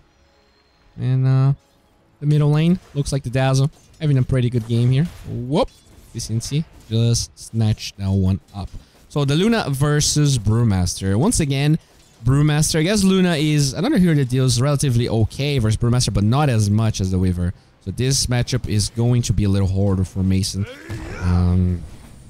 Do they have Midas heroes? I think Dazzler is definitely a Midas hero. I wonder if Lamp has any intentions of going Midas, or if this is going to be a different playstyle coming from Complexity. The Illuminate actually hits on 3. Nice job by Z-Freak there, and Jubei will try and zone him out a little bit. We do see Monkeys forever in the bottom lane versus Miracle, but you know, Monkeys only deals physical damage, so Miracle with that 7 armor is not phased at all by that. Boris is trying to set up our heat. Oh my lord, so much damage on Illuminate. No salves for Mason. Jubei being clapped by Def. There is one salve onto Jubei. I wonder when or if they're gonna give it to him. Looks like Mason doesn't deserve that salve. There you go. In terms of win probability, we are still pretty on the side of Complexity. CCNC getting zone out, reactive armor, giving him that bonus region. Jakiro trying to connect for pull. Will be successful. Can even connect the pull if necessary. And let's see if Monkeys Forever is going to try and contest that, or if he just keeps on trying to farm and zone Miracle out. In terms of CS, Mason is doing very well, considering he is against 3 heroes here. The 13-3 is the highest CS in the board right now. We do see our boy Limp doing a pretty good job here as well. 14-3 does surpasses that hero. And now they're gonna find a Kato. Can they actually get that kill? They will get the Stormhammer. Luna looking for the Lucent Beam. Do they have the damage? The Warcry allowing Zephyr to be a little... actually, the Warcry is on the side of FaZe, so I'm just a dumb caster. They will get that kill as FaZe is zoned by both heroes from Complexity. First Blood, there you go. Is Gabe been affected by this at all? Yeah, it does dip down a little bit. The middle lane, Lamp already level 4 versus CCNC is level 3. There is way more base damage on the Dazzle than the Timber, so that's more than expected. Oh, there you go, Jakiro, very low HP. Can they find 343? They will. At the same time, though, Mason ticking down. Oh, he's going to sidestep the Illuminate. What a god. He actually knew about it. I mean, he didn't knew about it, so it was just pure top-tier carry reflexes. There you go. Oh, looks like Jubei will zone Zephyr here, and Mason keeps on farming. The middle lane, CCNC does, taking a lot of damage here, but has 20 HP regen. I think as long as he doesn't overstep his boundaries, he's just going to be fine. Okay. Top lane. We do see Boris trying to wrap around here, maybe with that telekinesis, but this Brewmaster is pretty tanky. Oh, Stormhammer. Can they actually get this kill? The lift is going to be perfectly timed. Nice lift. Can they get the damage? The last glaive is not enough. It looks like it was a miss, so they will not find that kill. And now the Jakiro trying to fight Mason here. The Lucent Beam will be committed. He will have the dual breath, and now Mason is forced to disengage. Zephyr, can you get that Illuminate? It looks like Mason is already running top, but the last range creep actually gets that kill. Mason, you will be taken out. Jubei looking for Zephyr, but he doesn't have Stormhammer in 10, so at the end of the day, it doesn't matter. For some reason, CCNC is here. Hello? No. Okay. He's gonna get out. In this lane, we do see Monkeys Forever having a nice time, 23 and 3, pretty much tied up with the Naga, so both players playing evenly pretty much. Boris will get that Liquid Fire, is going to lift the Jakiro away, and Mason keeps on farming, 18 and 5. Alright. Middle lane, CCNC once again being zoned out by that Poison Touch, but we're going to be fine. Oh, there's actually a Blightstone onto Limp. Interesting, wants to deal with that extra armor on the side of Timbersaw. Monkeys Forever already rotating for double Bayonet Rune. There you go. And overall, the game seems pretty even. More even than the other one. And it looks like the win probability actually dipping down towards FaZe a little bit more. Quite interesting. Middle lane. Shadow Wave is there, but, you know, CCNC still has 9 armor after that Blightstone. And he even gets himself a Ring of Basilius to actually mitigate that Blightstone that the Dazzle opted for. Looks like here we have Monkeys Forever being dove by Miracle. He is level 6, has a lot of points in that Riptide and the Illusions, but Miracle is actually only cutting the wave. He doesn't want to... oh, Monkeys Forever. Oh, hello. Okay, can you get this one? Okay. Can you get this one? This is a little harder. You need to... No, they're not gonna get into that. You have to attack only once. The Stormhammer will clip on 2, but they do lose Mason top. Yikes. So Mason dies for the second time. Unfortunate. This man is farming this small camp here, so that's probably going to be a couple of wards that he wants to buy. He already has boots, and it looks like they will find him. Oh, he drops the sentry. He's going to find this one. There you go. He's going to find that one, but they do take the sentry nonetheless on the side of Complexity. CCNC. There you go. Already has Soul Ring. Going for Arcane Boots next. Looks like they are committing for an Illuminate as well as a dual Prev. A lot of damage onto Mason. They're going to get the Stormhammer here. Where is that... Lucent Beam? They don't even go for it. The Blinding Light zoning Fate out, and it looks like they're gonna hold on to that telekinesis for now. The Jakiro keeps on trying to push this wave. Doesn't really have a lot of points in Liquid Fire, so he doesn't really go for it that well. Oh, Stormhammer onto the Kato. Can they keep on going? The Fate Bolt is there. The Clap is slowing their attack speed. They're not going to be able to find the kill onto the Kato. At the same time, Mason being zoned out by the Dual Breath. Lucent being onto the Jakiro, and they just fill each other out. No one finds any kills. There is no Shrine available. They already went for it. So Mason, in a way, he is in a pretty bad spot here. He doesn't have a courier to work with as well. They're bringing the Vlad towards Monkeys Forever. So the Luna might just be forced to either walk back to the base or just last hit with Lucent Beam, which is never a good feeling if you were the Luna. The Sven is also forced to go back anyway, so not that great for FaZe in the top lane. He is ahead of that Brewmaster in levels, though, even though they were trialing, so that is commendable. We do see CCNC just farming. Looks like he doesn't want to share this lane with Limp anymore, but this will give Limp a huge level advantage. He's already level 7.5, whereas Timbersaw is only level 6 and I guess 80%. So already a nice good start by the Dazzle. We're still not sure if he's going for that Midas. We're not sure if anyone is going for a Midas. I don't think Naga really benefits from that item. Maybe the Brewmaster will. But he has Vlad skilled up, so this looks like a very different game from Complexity. We're gonna commit the Fade Bolt right here. Boris trying to disengage. He does have Lucent, he does have the Telekinesis, but with Limp rotating, this is an easy kill for Complexity, and they might even be able to take this tower. It doesn't look like the Dazzle wants to stay there, though. He quickly uses the Haste Rune to go back to this middle lane to make sure no one is going to force this. Jubei will drop a ward. He did have a sentry, so quickly taken out by Limp. Quite unfortunate, and it looks like slowly but surely Complexity is taking over this game, forcing the cores of FaZe into the jungle as they slowly take their towers. We do see a rotation bottom though, CCNC already tanking the tower, allowing Monkeys Forever to deal as much damage as possible because the creeps are not going to die. So that is one of the many benefits of the Timbersaw. They will commit a glyph, but at the end of the day it looks like this is going to be a fairly even trade, both glyphs on cooldown. This tower will fall pretty much at the same time as this one. Alright. Luna keeps on farming. Mason did go for 2 points in Lucent Beam, but it looks like he's going to rotate back to that lane, to that build that everyone's going for. The max Lucent Beam Glaives with no Eclipse and very few points into that Lucent Beam. Def still level 4, so actually I'm quite surprised he didn't get that much out of that lane. CCNC still tanking the creep wave, but with the Kato rotating, I'm not sure they're gonna be able to do much. You know, CCNC, he can take the tower as tank the tower as long as they're doing damage here, but with only the boars and no creeps, looks like for now he's actually still tanking this. And the Dazzle has no intentions of going there, or he looks confused. He's going for the Necronomicon. I want to say he has one Sage's Mask, or maybe this is a medallion actually. Yeah, this is going to be a medallion. He brings himself a chainmail. This will give them a little bit more Roche potential, and it will give him a little bit more armor since they do have a Beastmaster and a Luna there. They keep on pushing. The Hawk's going to be committed, and they will find a tier 2 tower. So at the end of the day, FaZe are actually getting a decent amount of map control while they hold their tier 1 tower in the middle lane. They only lost this one. Let's check the win probability. Oh, yikes! Let's close this. I don't want to look at that. I really wanted a three-game series here, but for now it looks like Complexity definitely has the upper hand. So you can see rotating back. Looks like he's going for... what is this? Is this just a naked chainmail? Oh. Alright, they keep on pushing. Tower will slowly be farmed here.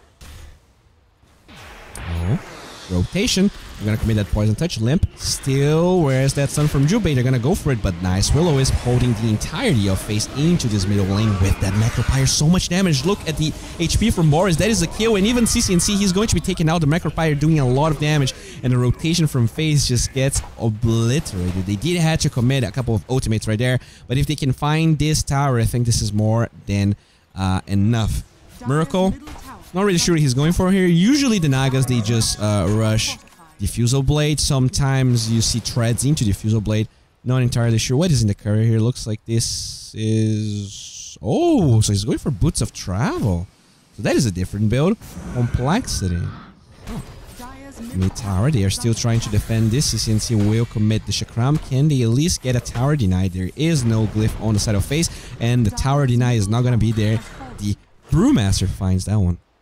The top lane, we do see Mason farming. Already has 56 CS. The net worth, though, doesn't really benefit him that much. He's way behind Naga, but the Beastmaster is actually doing quite well. Already has decent, actually has the Necronomicon 1 completed, and they might be able to group up in the middle lane and find a tower. Okay. Jubei, though, only level 4, and this is already 12 minutes. And in terms of levels, the supports on the side of FaZe are struggling. They do have level 6 on the Boris, but look at this Jakiro, already level 6 as well, and the Kato is level 7. Okay. That being said, the Naga is actually super farmed, already has Boots of Travel, so is this going to be some sort of Radiance build? Is this going to be some sort of... I'm not sure. Oh, looks like they do find a pickoff right here. I'm sorry. I apologize. Oh, they're gonna commit the primal split. Boris will be found, and with that poison touch, I think Boris might just die. He's actually trying to fight Limp. What? Boris was channeling an Illuminate? It's so weird because it doesn't, like, you cannot see the Rubik animation there, but he actually solo kills Limp. That was such a good play. They're gonna lift Beastmaster here. Monkeys Forever might be dead. He's trying to TP out. He is going to die. The Ice Path and the damage actually finds him there, but as that happens, they will group up into this middle lane, and FaZe, they will find a tower. So overall, I think this is actually quite good for them. Weird blinding like getting committed there by Z-Freak, but yeah. Interesting. Why is the video option only 720p? I have a shitty computer, guys. I apologize for that. I am considering upgrading since I am now casting, but I'm sorry, it's 720-60. Middle lane, looks like they're going for a smoke here. They're gonna commit the sentry. No vision from FaZe. What are the items that they have here? They do have the Medallion to Dazzle. Looks like Force Staff is going to be his next item, and Z-Freak has that Will-O-Wisp. So if you can get 2 heroes, they might be able to, you know, align the Ice Path with the Macrofire as well. Okay. Oh, Boris, hello. There's going to be a poison touch. He will steal the Ice Path. I think he actually threw it out. Oh, there you go. It's going to be thrown back at the Jakiro. You're going to lift Limp into the high ground, but at the same time, the Rubik will die. Well, once again, a very good play by the Rubik. Very impressive play by Boris. Anyways, looks like... Oh. Where's the Dazzle? Do they have a Force Staff? What? Do they have a... What? I don't understand. Oh, hello. This is going to be a dead Jakiro. It's going to be CCNT that finds the kill. And Limp is just going to be taunting here. Oh, I guess he TP'd to the shrine. I was confused as to why he was so close, but I guess that was a shrine TP and he was way faster than my tired mind. Def has Vlad's. Looks like he's going for Bottle, but I think he's actually going to change his mind. Just go for Blink Dagger. Monkeys Forever does have the Necro 1. Going for the Necro 2. They did burst down the Song of the Siren. They're gonna try and find Jubei as well. This is only a Sven. I'm not sure if this is enough, but if they can find a tower, it might be. Jubei does pop the Warcry, but with that Illuminate channel and the Riptide, that is a kill. In the top lane, looks like Monkeys Forever might be going for death. Nope, he's Monkeys Forever. Hello. There is going to be a dual breath with death committing the primal split. Nice use of the Macropire right here with the Ice Path. Can they keep chasing? He might be able to TP out. He goes for it. No. There's going to be a Shadow Wave, and that's a lot of damage. Bottom lane. Rotation from Boris. The tower does fall. And it looks like Complexity once again just getting away with murder.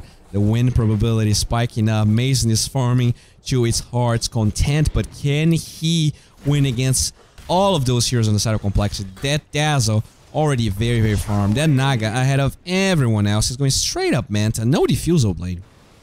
I actually wonder why he's going for this farming build, but it looks to be doing pretty well for now. And at the same time, you know, Dazzle is sort of an active hero. Brewmaster is also an active hero, so playing Naga as an active hero as well could be a mistake, because then they wouldn't have any sort of late game security versus the Luna, which is what Mason's like. Mason is the win condition here for FaZe. You know, this Timbersaw is supposed to create space to do shit, but for now, this is only a 1 and 2 CCNC that is barely getting by. They will commit a smoke, trying to find the kill. Can they at least find this Naga? Miracle is already TP now. They might find Z-Freak here. They will drop some wards as they wait for someone to show up. There's a little Brewmaster here farming under the guise of this Hawk, so that's probably the target that they are looking for. There is no Primal Split. The Jakiro is going to be the first one that shows up. Midas onto the Dazzle. We were talking about it. It looks like they finally go for it. And there you have it. They're going to try and join the Roshan Pit. They have that Necro. They have the Beastmaster Aura as well as the Super Farm Luna. And there is no response. There's also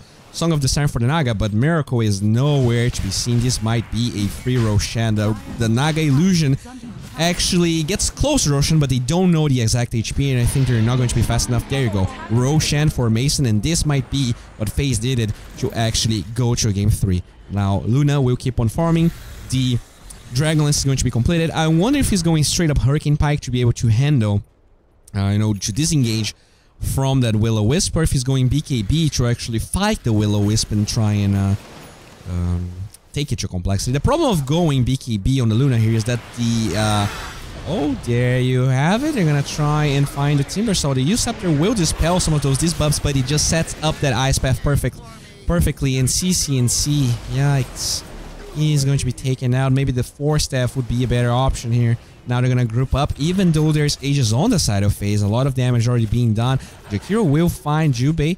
Can they actually kill anyone? Nope, they're just going to group up for the tower. The Stormhammer gets committed, Fate Bolt as well, but Boris needs to be careful. They're going to commit the Song of the Siren. Can they align the Ice Path onto 3? It's going to be onto 2, but with that Macrofire Will-O-Wisp, there's absolutely no chance for FaZe to fight this. This is an unstoppable Streak 4 miracle. The tower is gone, and it looks like Mason was trying to split push, but a quick TP from Siegfried will make sure that this tower will be alive. Mason TP's bottom, but there are a bunch of complexity heroes just chilling here. You gotta be careful, Mason, and he will... Oh, no, he's going forward. Alright. This is only a 5,000 goal lead. It's not like the game is over. But Gaben, in a way, thinks that it is. Oh, Dazzle is going to be spotted since he lifts him up. Do they have enough catch? Mason with the Lucent Beam. Jubei will get the vision. Nice. Starhammer cancels the TP, and Mr. Limp will be taken out. There you go. The Brewmaster did not commit Primal Split for that fight, and they did go for Midas on both the Dazzle and the Brewmaster. So complexity, they are such a greedy team, and yet they are making it work. And I got a good Asnair onto that Rubik. He's gonna steal the Asnair. He's gonna lock the Real Miracle as he tries to disengage with his own drums, and it looks like he is going to be successful. Once again, Boris just styling on complexity. I'm very impressed with his Rubik for now, but is this Rubik performance going to be enough? They're going to try and get on top of Zifrik, but the Force Staff to the low ground will allow him to disengage. CCNC looking for that Chakram here. Can he find Zifrik? He's actually with the right idea, but doesn't really get him. It was close enough bottom lane. It looks like Mason taking a lot of damage. The Luna doesn't really have enough sustain, and there's no tower here. This looks like a terrible place for him to be, and with that Riptide, with the Asnair and the Clap, there's no way Mason will get out. He did buy a BKB recipe. He was in a little bit of a rush there. Does get the recipe, at least he doesn't lose gold, but not looking good for the Luna now. He's forced into that BKB, and with the Song of the Siren being able to isolate the BKB targets, I do fear a little for that Luna, because I think going BKB might be a mistake, but I think that's his only option. So, you know, if both options are mistakes, then I'm not really sure what you're supposed to do. CCNC gets himself a bounty here. He is going for that Bloodstone. Actually, this is just a casual chaining. You don't usually see that very often, so pretty interesting here what he's trying to do. He wants to have that, at least some sort of base armor to be able to deal with the Dazzle. You know, if they find him with no reactive armor stacks, he's such an easy kill for a hero as bursty as the Dazzle.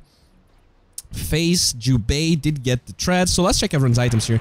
The Midas Vlad's on the Brewmaster. He's pretty close to the Blink Dagger already. Dazzle with a Force Staff, Medallion, Midas about to get ready. There is a crown here. Looks like they're going for a Veil on the Jakiro. Keeper of the Light, Force Staff, Urn. Not sure if he's going for that double Will-O-Wisp like Liquid usually goes for. The Diffusal Blade is now done on the Naga, and the Shadow Blade done for the Beastmaster. So let's see who is going to get the upper hand with the next fight. There is no Aegis anymore on the side of FaZe. The Timbersaw, we already checked his items. The Shadow Blades now gets completed on Monkeys, and there's no vision about it, so they might find a good pickoff. But the Smoke Gank from Complexity, they keep on chasing here. Oh, Boris, as you show up, you're already dead. He's trying to TP out. Can they cancel? Boris, God, once again, dude, this Rubik is the only reason FaZe even stands a chance. They commit the Will-O-Wisp for this. And a Smoking, and he actually lives. This Rubik is doing so much work. Boris, God. Oh, boy. Jesus. Oh my god. Alright. Looks like Miracle might be spotted here, but which one is real? The real one they're gonna get. Oh no, the Stormhammer's in the wrong target. I'm not sure you're gonna be able to find this kill. Miracle pops that. Oh, there you go. That is the Song of the Siren. They are trying to chase for our boy Beastmaster here. He will be able to disengage. So at the end of the day, they do commit Song of the Siren for one support span. That's not that big of a deal, but quite unfortunate that they end up committing the Stormhammer on an Illusion CCNC. Fighting the Brewmaster split. They are trying to TP the Naga. Can they take that courier out? The X's are there. They will not cancel the TP. Naga is now here. They will try and get on top of our boy Monkeys forever. The Chakram zoning Miracle out, but it looks like the damage is way too much. The zoning is actually completely meaningless. Mason trying to fight those illusions there. He is pretty bulky, but still doesn't have that BKB. The Lucent Beam only finds an illusion. And Complexity with an 8,000 gold lead, 22 minutes in, and winning probability mega high. Bottom lane, another fight brewing. They're gonna... Okay, that is stolen Drunken Brawler. Miracle trying to disengage. The Lucent Beam is on illusion, but he actually steals the there. And now with the Eclipse, is this a kill? No, the illusion's taking everything, and now Limp shows up. He has Grave available. The Ice Path zoning everyone, but CCNC taking so much damage. Even with all that region, he's going to be taken out, and 3 heroes on the side of Face perish for 1 Brewmaster. And as that happens, looks like they're already going back to the lane through Regen, and Miracle could even commit the Boots of Travel somewhere else. So that is the beauty of those, of the early Boots of Travels. It allows you to be so much more mobile than before. And look at that, they're already at the tower. He's gonna be able to deal a lot of damage here. We do see the Luna from Mason rotating back. Still level 15, didn't learn the talent. Oh boy. Middle lane. Limp already going for that Solar Crest. I think that's the item completed. Z-Freak going for the Giga Urn. So for now, no refresher. Boom. Mason, very close to the BKB. It's about 14 gold, but they will find Jubei once again. Godlike streak for Miracle.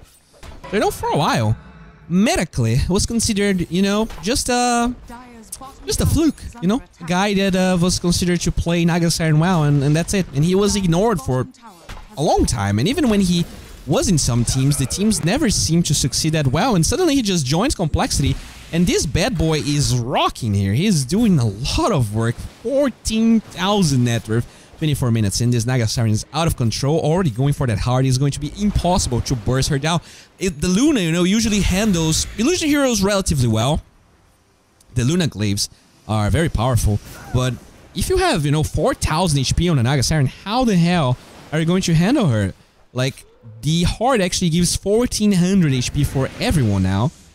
You know, whether you're a support, whether you're a strength or agility hero, that Naga will spike so much in HP. Jubei, you might be in trouble here. They actually blocked their... Oh, no, this is not blocking.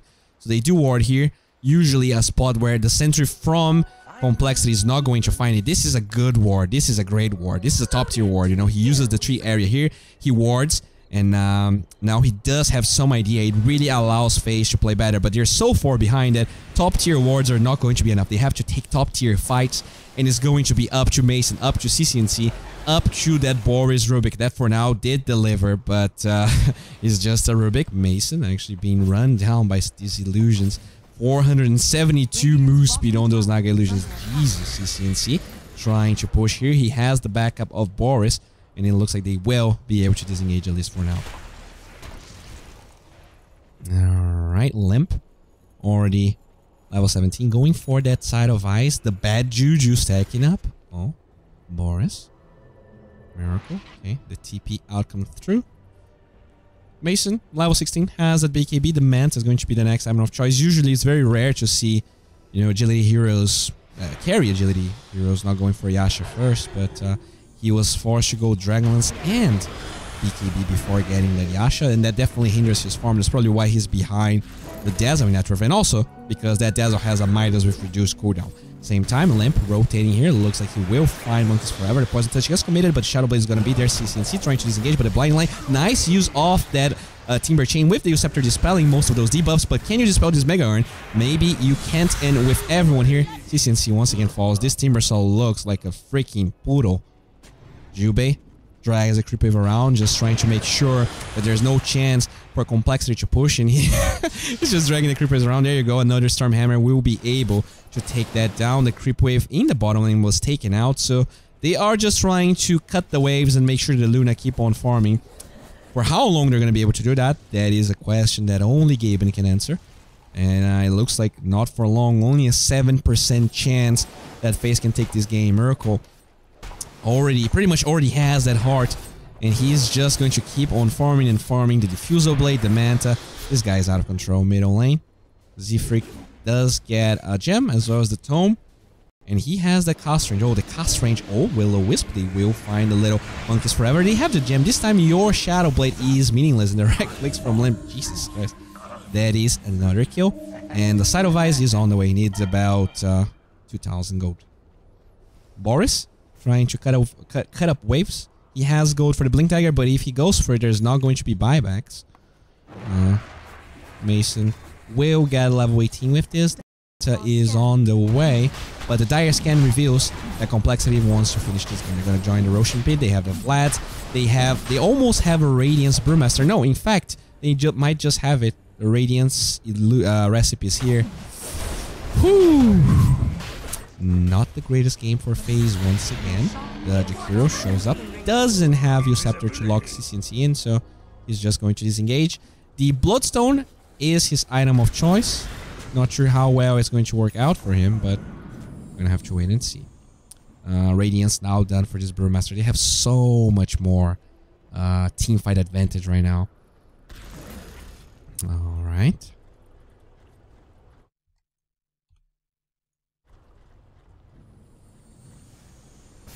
Okay. Oh, hello, Stormhammer. Oh, this Uceptor from CCNC actually dodging the... Oh, his ally stunned the Primal Roar. Can he at least find this? They will, but that was so dangerous. Once again, that Stormhammer being a little weird. Zephyr being chased down. Mason with that BKB. That is a double kill for CCNC. He does redeem himself a little bit, and the party horn from Monkeys Forever being committed. The CCNC Timbersaw TP is back to the middle lane. They don't want that tower taking any damage. And now the Jakiro is going to fight here, but Stormhammer does hit him, and the right clicks from Mason are so strong. I think this is a dead Jakiro, but they will get the snare with that Poison Touch. Miracle trying to fight. He has Song of the Siren, but they are trying to battle him. A lot of damage coming through the Riptide, actually connecting onto everyone. Mason tries to run towards the Shrine, but he will not survive. They're going to get the Aegis onto him, and at the same time, the Naga ready to fight once again. They're going to pop the Riptide and the Mirror Image. Jubei trying to disengage has the stun. Oh, he actually stole the gem, but it's going to be on the ground now, and then they can pick it up. Monkeys Forever does snatch that one up, and he keeps on running away. CCNC taking a lot of damage. They ping Monkeys Forever, but it looks like they at least retrieve the gem. So, no, they lose Mason, and they lose the Sven, but I think that's actually a pretty good fight. They were able to take the Aegis down before Complexity joined up for a fight. They also killed the Brewmaster before the Primal Split went through, but they also committed some ultimates for that, and I think maybe Complexity wants to force this anyways. Let's see what they'll do. Heart already done. Butterfly is going to be next. I'm going to try CCNC taking so much damage. He will timber change towards these three.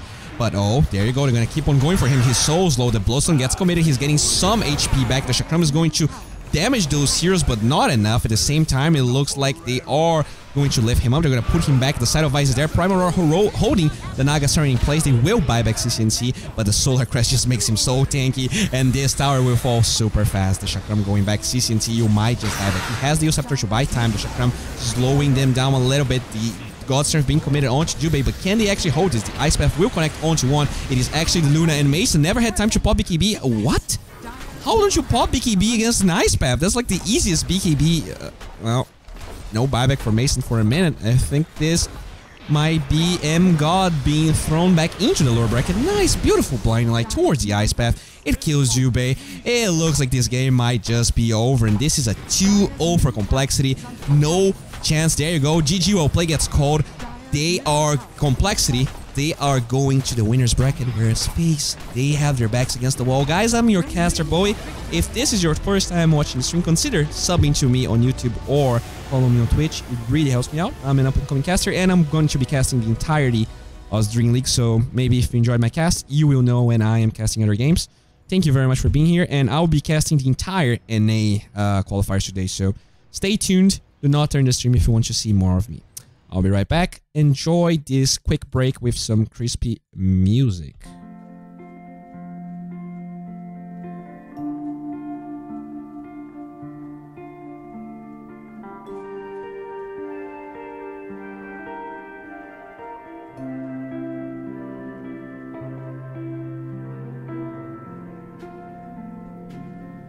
When you lit that pipe,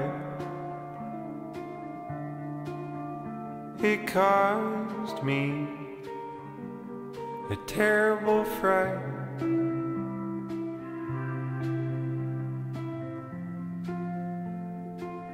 The flame burned my hand. I kicked my leg. You took my hand.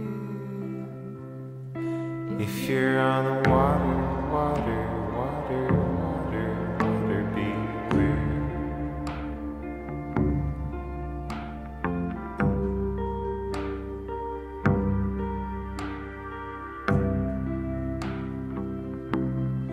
If you're on the water, water, water, water, water, take care.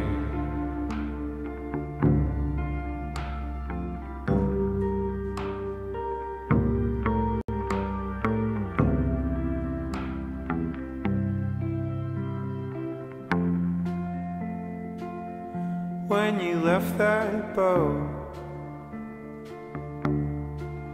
thought you'd sink if I couldn't float.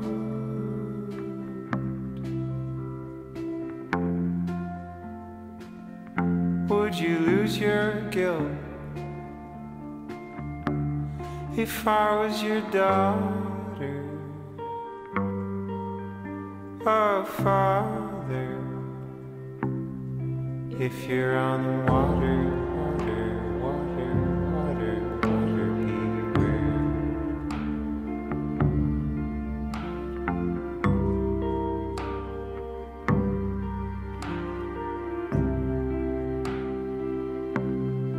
If you're on the water, water, water, water, water, take care.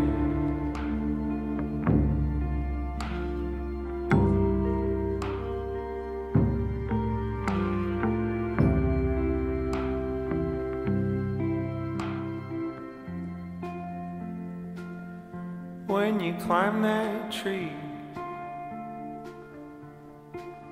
they should have never left you alone.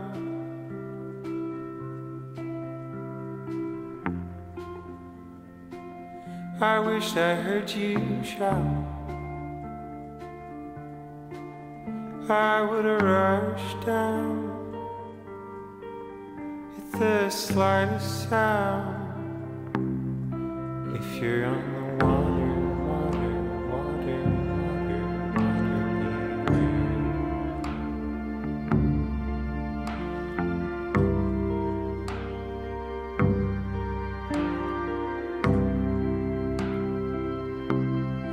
If you're on the water, water, water, water, water, take care.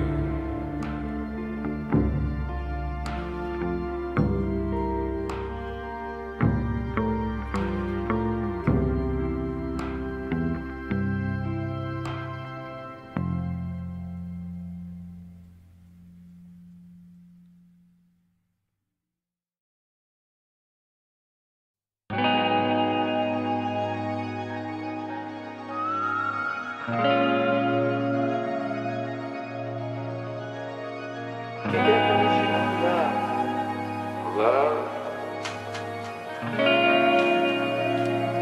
is kind of like when you see a fog in the morning when you wake up before the sun comes out. It's just for a little while and it burns away.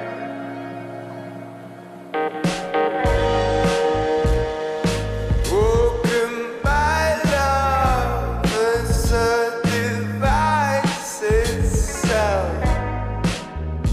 Decided that kissing you is just bad for my health.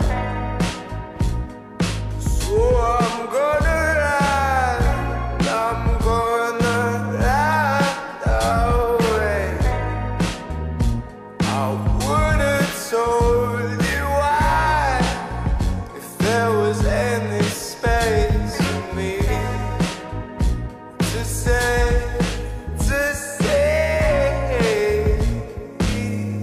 No, don't you see? Yeah, now I'll stay for a little while.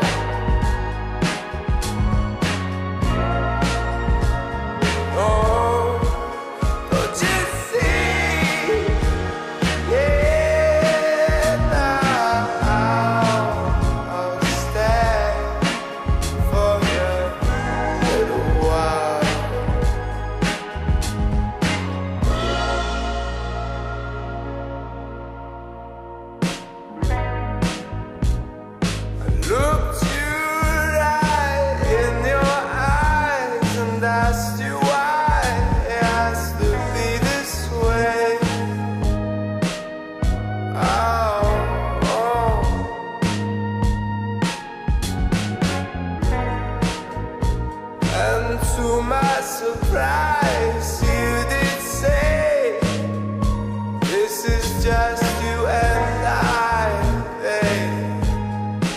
You and I, babe. No, don't you see? Yeah, now I'll stay for a little while.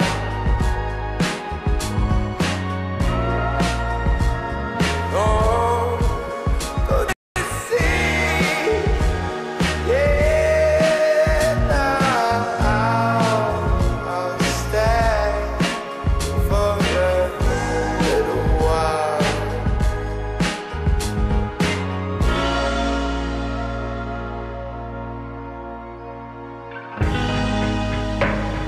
So I'm gonna run away. I would've told you why, if there was any space for me to say,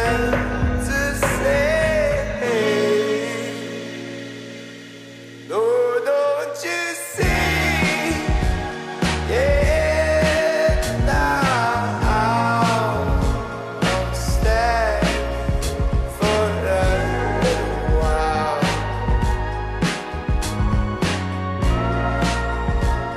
No, don't you see? Yeah, now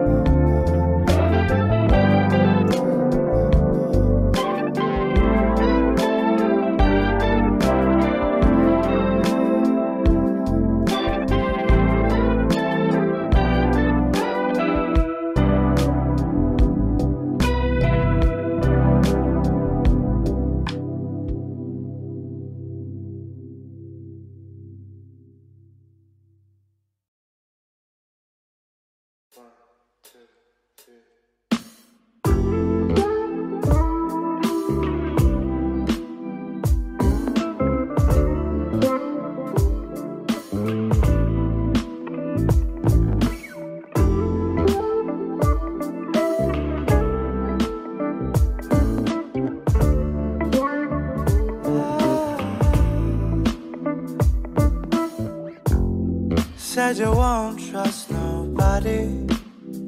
In a planet alone, need a body to hold. Under glowing moon so space is feeling alive. Time is frozen so right.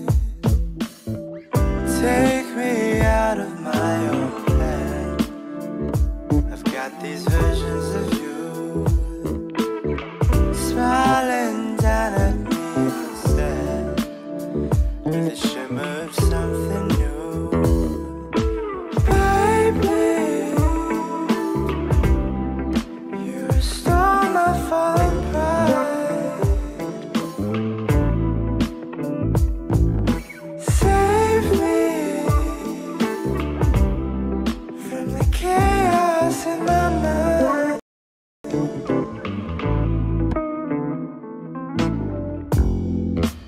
Emotions bruised and bloody, sweating by the fireside.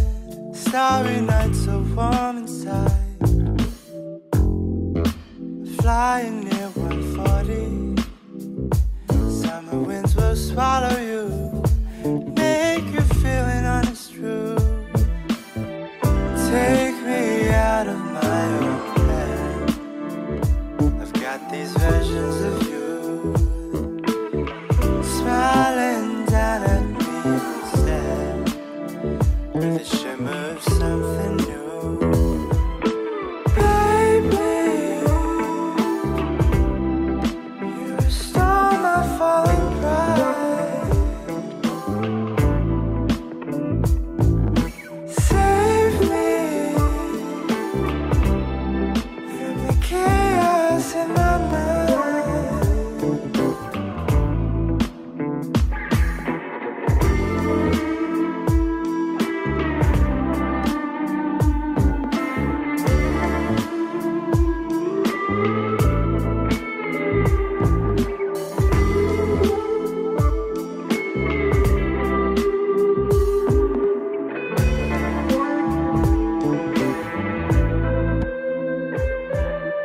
Told me something on your heart that changed my state of mind. Lately loving feels so right, with worries undefined, like feeling the ocean move on your skin, like floating so weightless from within. Baby, you restore my fallen pride. Save me from the chaos in my mind.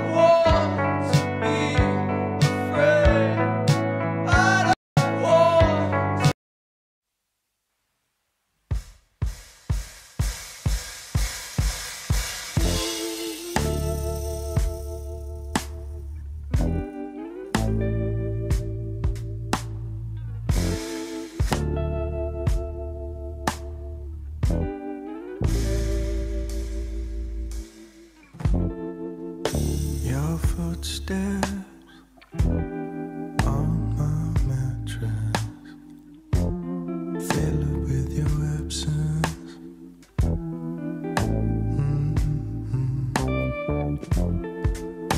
Your touch left me senseless, giving up on making sense.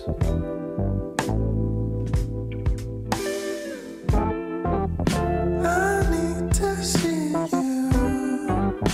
I need to know what's next. I need to ask you why.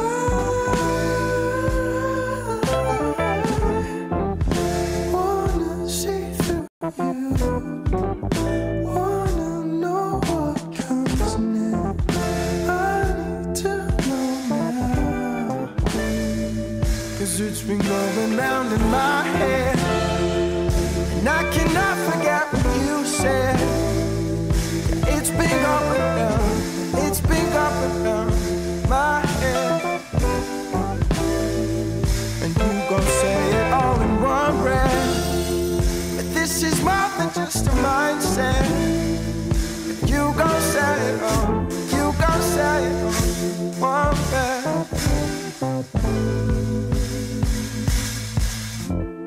Our words between the sheets, only valid as long as our bodies heat. I need to pull my head out of the storyline and let it write itself from time to time. Seasons high and low, you're moving through them rather fast and slow. Let me go, you fall as close. I need to see you. I need to know what's next. I need to ask you why. Wanna see through you. Wanna know what comes next. I need to know now. 'Cause I want you. Always in a state of mind. 'Cause I want you. Always in a state of mind.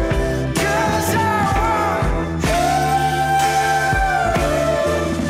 Always in a state of mind.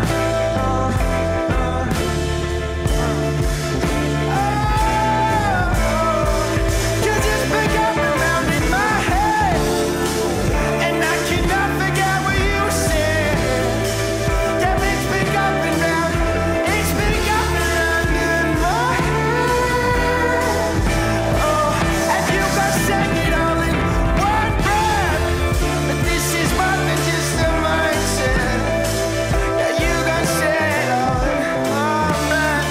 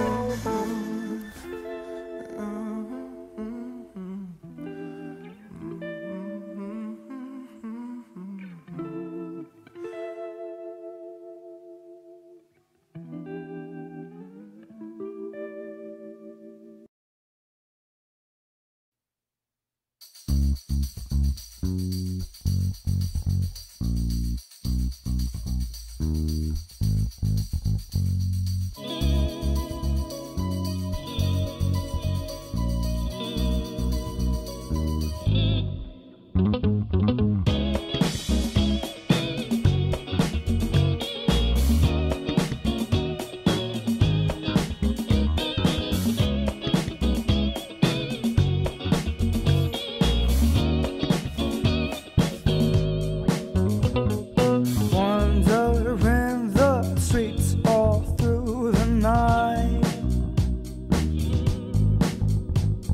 searching for the one to make me right. Wondering if she's the shape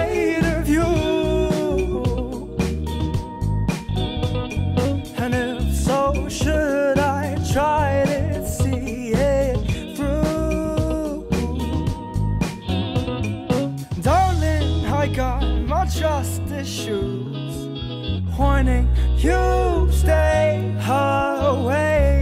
If we meet at the rendezvous, take me away, sun and rain. Darling, I got my trust issues, warning you stay away. If we meet at the rendezvous, take me away, sun and rain.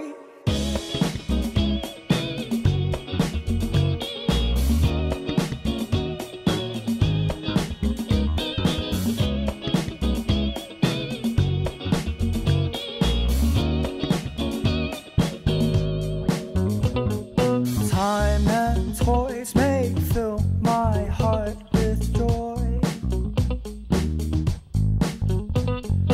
I'll know peace when I'm your lover boy.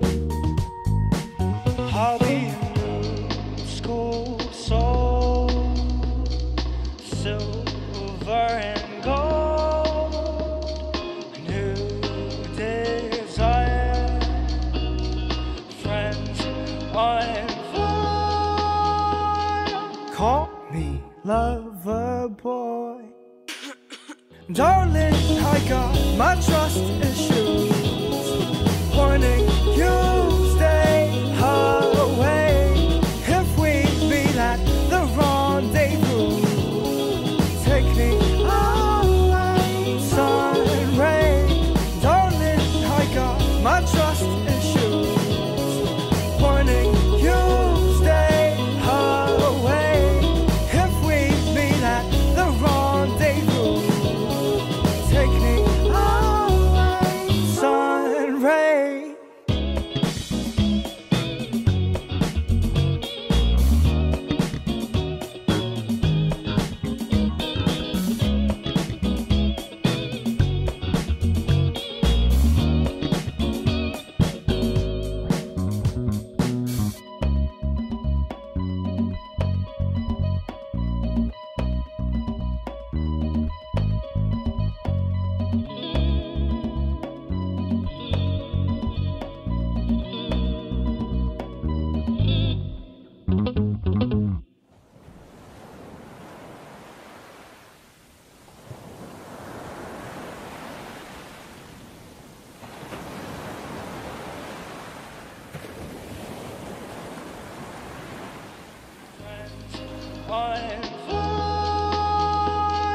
Call me lover boy.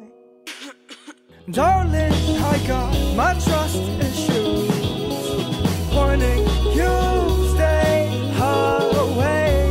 If we meet at the rendezvous, take me away, sun and rain. Darling, I got my trust issues, warning you stay away. If we meet at the rendezvous, take me away, sun and rain.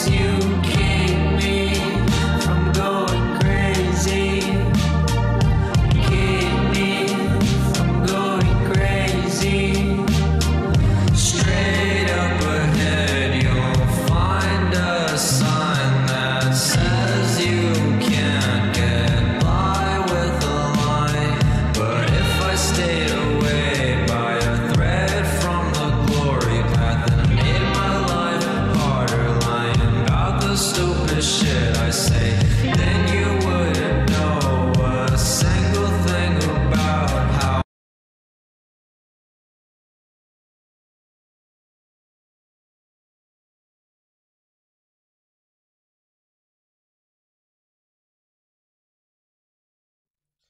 Greetings and salutations, Dota fans. It took a while, I'm not really sure why it took so long for the teams to start, but we do have the meme match. FaZe versus Flying Penguins, Mason versus Eternal Envy, CC&C versus Ryoya, and I mean, let's not even forget about the fact that Gunnar and Ryoya ended up switching teams. You know, this is just a mere detail here. Let's see what's gonna happen. First FaZe ban Huskar, first FaZe ban PA. Not sure what's happening anymore, but we have NA adults in our hands, and yeah, I'm your caster Bowie. Thank you very much for being here, and hopefully we're gonna have a pretty good match. I'm not entirely sure what is going to like. Whoever loses this is definitely out of the tournament now, because this is lower bracket, but whoever wins does have another shot. So we're gonna have Complexity versus, I want to say team in the upper bracket. Whoever loses there will then fight against the winner of this match to then decide who will qualify for the North American qualifiers. Anyways, looks like we will have that. Oh, what the hell? We have a bounty hunter being banned here. Looks like they don't want to face that Mason carry bounty hunter, and look at that, the instant response with the Kato Chaos Knight. So maybe FaZe, they want to actually go for the team secret draft that not only gave them the major qualifier, but also gave someone else the minor qualifier. I don't remember who, but there were a lot of teams trying to copy that. OG failed, but other teams were actually quite successful at it. And now Flying Penguins, they have their last spec here. Look at those bans. This is they're actually banning Mason pretty much. Mason plays carry bounty hunter. Not sure if you guys know this, but I actually stalk Mason quite a bit. I don't really watch his stream that much, but I do follow his Dota buff account, and he really plays a lot of carry bounty hunter and sometimes roaming bounty hunter. Interesting that they take it out. This hero never shows. Want no surprises. They want to take it out, and now there you go. The Lifestealer pick from Flying Penguins. Very good versus Kato. Not necessarily that good versus CK, but if you can have a pretty calm early game and you farm that Midas Radiance, you will be in a good spot to handle the CK. After all, this hero can get up to 45% evasion quite easily. Anyways, yeah, I do need to check one thing here. I wanted to add my stream to Ghost Gamers, but they never actually added the game we're going to cast. So that's pretty interesting, but yeah, I don't know, dude, Ghost Gamers is a weird website, but I'm gonna try and add my stream there. Let's go. Okay, they never added this game, but Complexity versus Team is there, and apparently starting half an hour from now. I think the lobby was created. I'm not sure if the dates that they're putting here are right, but anyways, the Darkseer ban on the side of FaZe. I guess having both melee heroes already would allow both the Sven and the Lifestealer to do a lot of damage that Iron Shell in the early game can be very annoying, especially against a hero like usually relies on his boost speed to you know, do well. If you can just surge a hero and he gets on top of Kato, then he's a very squishy weirdo creep. And the Razor and the Ursa being removed on the side of Flying Penguins. Very odd bans. All of these bans are, I think they are targeted at specific players, and not necessarily what we are seeing in the meta. You know, Razor is relatively popular, but Ursa definitely not. So maybe they want to. I mean, Ursa is okay-ish versus Lifestealer, but I'm not sure it necessarily needs to be banned. But I am just a caster, I shouldn't be commenting too hard on this. The Phoenix is going to be banned on the side of FaZe. Relatively good versus the heroes there on the side of FaZe. And now the Nature's Prophet picked up. The Sprout TZ plays might come into play. The Nature's Prophet being able to not only sprout this Lifestealer, but the Sven as well. And now Flying Penguins, I'm a little confused with their draft here. This Lifestealer is definitely going to be a core, most likely position 1, so What are the other picks here? Will they pick like a Lich or a Grimstroke? Both heroes are actually available. Earth Spirit is also available. The bans are so over the place that I have no idea what's going on here. Like pretty much every top tier support is available, so they could go for anything. Oh, and that is a top tier hero if I've ever seen one, the Elder Titan. For now, the only core that they have, I guess Nature's Prophet could be a core, but that CK is a strength hero. Doesn't care that much about his armor being removed. But it does dissuade FaZe from going, you know, for the Weavers and the Terrorblade. Terrorblade is already banned anyways. They are going for a Bane once again. It was actually Complexity, right, that picked Bane? Or no, I think it was FaZe, but they lost with it. I'm not entirely sure. But FaZe, this Bane will handle that Lifestealer quite nicely. The Fiend's Grip doesn't care about Rage. You can get very long duration Fiend's Grips now with the changes to Enfeeble. And it's relatively easy to cancel the Stomp as well. You have the Nightmare as well as your Fiend's Grip to stop that spell. 5 seconds remaining. Alright. So, what else will Flying Penguins pick here? I think they lack an offlaner, unless this Sven is offlaning, but I doubt it. So, what will they pick here? I guess Tidehunter seems good, right? Tidehunter versus the Nature's Prophet Treants and the CK Illusions might be pretty good. You can also cancel the Fiend's Grip with the Ravage. You can actually burst down the Keeper of the Light before the Will-O-Wisp, but they might have something else in mind. If we check, you know, popular offlaners that are still available, maybe we will see something like a... I mean, Beastmaster wouldn't be bad. It would give them more Roche potential and more push. I'm not satisfied with the amount of push that they have on the side of Flying Penguins. But, you know, Beastmaster also a little awkward versus CK. Sometimes he can actually get that Phantoms off before Prime Aurora, cancel your cast point. Then it's very hard to find the real one. But you do have a lot of attack speed, right? Having more attack speed to take the Will-O-Wisp wouldn't be bad. And there's no... What else? I mean, I guess Enigma is an option, but they're gonna pick the Kunkka first. Kunkka will be their mid laner. That Cleave definitely helps versus the CK. It's also here that can go Radiance, so you don't necessarily need to go for the Radiance build onto that lifesteal. You're gonna have two options. Whoever gets maybe the better laning stage could go for it. And even if you don't go Radiance on the Kunkka, he can just get a Daedalus, and the Cleave damage will hurt the CK, especially since he's not gonna have his base armor, so the Cleave now doing more damage because of it. FaZe now waiting for the last banner here. I think you have to take an offlaner out. If I would have to guess, I would take the Tidehunter. Enigma is available, but you have Fiend's Grip. You do have the Will-O-Wisp. There's a lot of burst damage. I don't think Enigma is that much of a problem for FaZe, but maybe on the side of FaZe, the Enigma could be interesting, right? You don't have any BKB piercing abilities. They will actually take the Timber Cell out, thinking that the AoE damage that the hero has actually works quite nicely versus the Nature's Prophet and the CK, and they are not wrong. Now it's time for Flying Penguins to ban here. If the Nature's Prophet... Nah, the Nature's Prophet is actually 100% a core. It could be safely Nature's Prophet, though. We saw some teams playing around with that. So that could easily be an offlane CK with a safe lane, or even Nature's Prophet. Overall, that CK Nature's Prophet dual core makes the bans quite hard here, because they could be anywhere. Nature's Prophet could literally be in any single lane as a core. And we did saw mid CK, so who knows what FaZe will do. Maybe they learned with Lamp and they want to try it out as well. I am a little confused here by FaZe's draft, but confused in a good way. I think, you know, this is a hard draft to draft against and to ban. They're gonna take the Medusa out. Overall decent versus the Lifestealer. You know, the Lifestealer can definitely get kited. Kunkka is also a melee hero. They have 4 melee heroes on the side of Flying Penguins. And in fact, this is similar to what Complexity ran. They ran 4 melee strength heroes, and then I think they had like a Bane or something. So what is going to be the last pick here for Flying Penguins? Now that I think about it, I'm not sure I want the Tide anymore, because that's another melee hero. FaZe could maybe just get an Enigma here. Alright, they're gonna get the Lich. So this is going to be an offlane Elder Titan or an offlane Sven. Most likely an offlane Sven.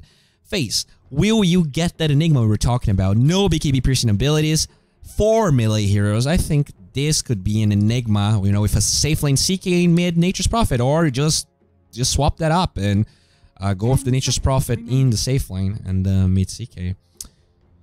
If you don't go for that, they could go for the Tidehunter as well. I think this is not a terrible Tidehunter game by any means. Other offlane heroes that are available could be... actually, not sure. Let me just double check Ghost Gamers once again here. I just want to make sure that I can add my stream there. Well, they never added this game. Ghost Gamers like, maybe they could go for a Faceless Void. You know, we did see a lot of Cut Off Void in the European regions. It's a nice combo. You can time the Chronosphere and the Will-O-Wisp nicely. You do have the Illuminate charge during the Chronosphere, but they don't have that much right-click damage during it, right? CK usually struggles actually doing anything. The illusions can easily get stuck inside the Chrono. So maybe something else.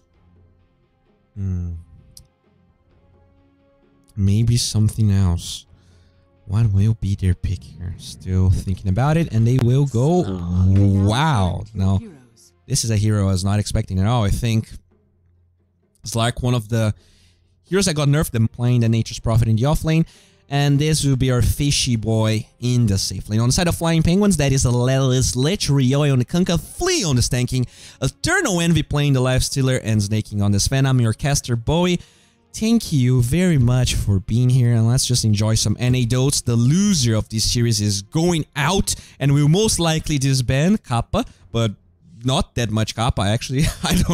I wouldn't be surprised to see any of these teams disbanding if they lose, you know? I know this is kind of rude and maybe a little mean, but that is the reality of the Dota sphere when we're so in the early stages, right? We still have a decent amount until TI comes, and these players, they're just looking for that team that clicks and works. And if you're not qualifying for a minor, you're more than likely going to try playing with other players. We already saw Ryoya swapping up with our boy Gunner, and didn't really work out that well. But anyways, let's go. Looks like we have our good luck, high fun. You like our third ban, Eric? Oh boy. Alright. Looks like you think Slark's a good hero or what? Well, Mason is saying that it is good, but I did hear BSJ complaining a little bit about Slark, but you know, it was right at the beginning of the patch. Maybe he didn't play the hero. Maybe Mason knows something we all don't. So let's hope for Mason, but let's also hope for Eternal Envy, because I think this is a very polarizing match. You're gonna have people cheering and flaming both players, so let's just enjoy ourselves and hope for the best Dota possible. Alright, so you already have Snaking here. For the last time, let's see if Ghost Gamers did add this game. No, they did not, so rip my stream. We're not gonna get those viewers from Ghost Gamers. Kunkka already setting up here. Ryoya with the Gloves of Haste and the Branch. Our boy CCNC pretty much with the same build. Strength heroes, I heard they're pretty good this patch. Monkeys Forever with the double Fairy Fire Mantle of Intelligence, and Snaking with that Stealth. Very necessary when you're playing against the Treants. Eternal Envy already going for the memes here, just tries. What is going on? They're gonna try and fight our boy Monkeys Forever, and with the open wounds and the extra damage that he gets from those Treants, Monkeys Forever are gonna get punished. He will get the body blocks though with the Treants, and it looks like for now Monkeys Forever will be able to disengage. The first Fairy Fire was committed, and he gets another one. Eternal Envy still needs 10 seconds for the open wounds, and it looks like Monkeys still trying to disengage. I think they might be able to find this kill nonetheless. The second Fairy Fire finally gets used, and okay, Eternal Envy, the second Treant trying to block him, still doesn't find an Eternal Envy, gets first blood in the top lane. There you go, the oink oinks from Boris. What a play. There you have it. So the middle lane, this is going to be, you know, mid CK, only in the North American region. I have never seen this in my life. It did work pretty well for Limp. Let's see if CCNC can, you know, you can try and mimic a pick, but can you mimic the playstyle? That's what you have to see. CNC gets the level 2, already has the Reality Rift. The cooldown, not that good early on, but works quite nicely with that Chaos Strike. In the top lane, we have Monkeys Forever here with Boris. The Illuminate is going to be channeled here, or maybe, oh, there you go, Eternal Envy, will you take that damage? No, he doesn't take the damage. Open wounds on Monkeys Forever. Flea already doing a lot of damage. Look at that, 57 extra damage, so many Treants and the creeps in the lane, but even still, he will be fine, and Eternal Envy just trades some hits in the bottom lane. We're gonna have Jubei and our boy Mason. He is struggling a little bit, only 1 CS for now, snaking into that off lane. Sven already having a pretty good time. Alright, boys. Oh, there you go. Flea getting some harass here. They will try and go for the body blocks. Oh no, Flea! He will get a lot of attack speed and move speed from quite high on the side of Flying Penguins, but it is dipping down slightly. Mason already with that point into Essence Shift, and I guess that is one of the reasons they did pick the Slark. They have a lot of melee heroes, so quite easy for the Slark to get a lot of Essence Shift stacks.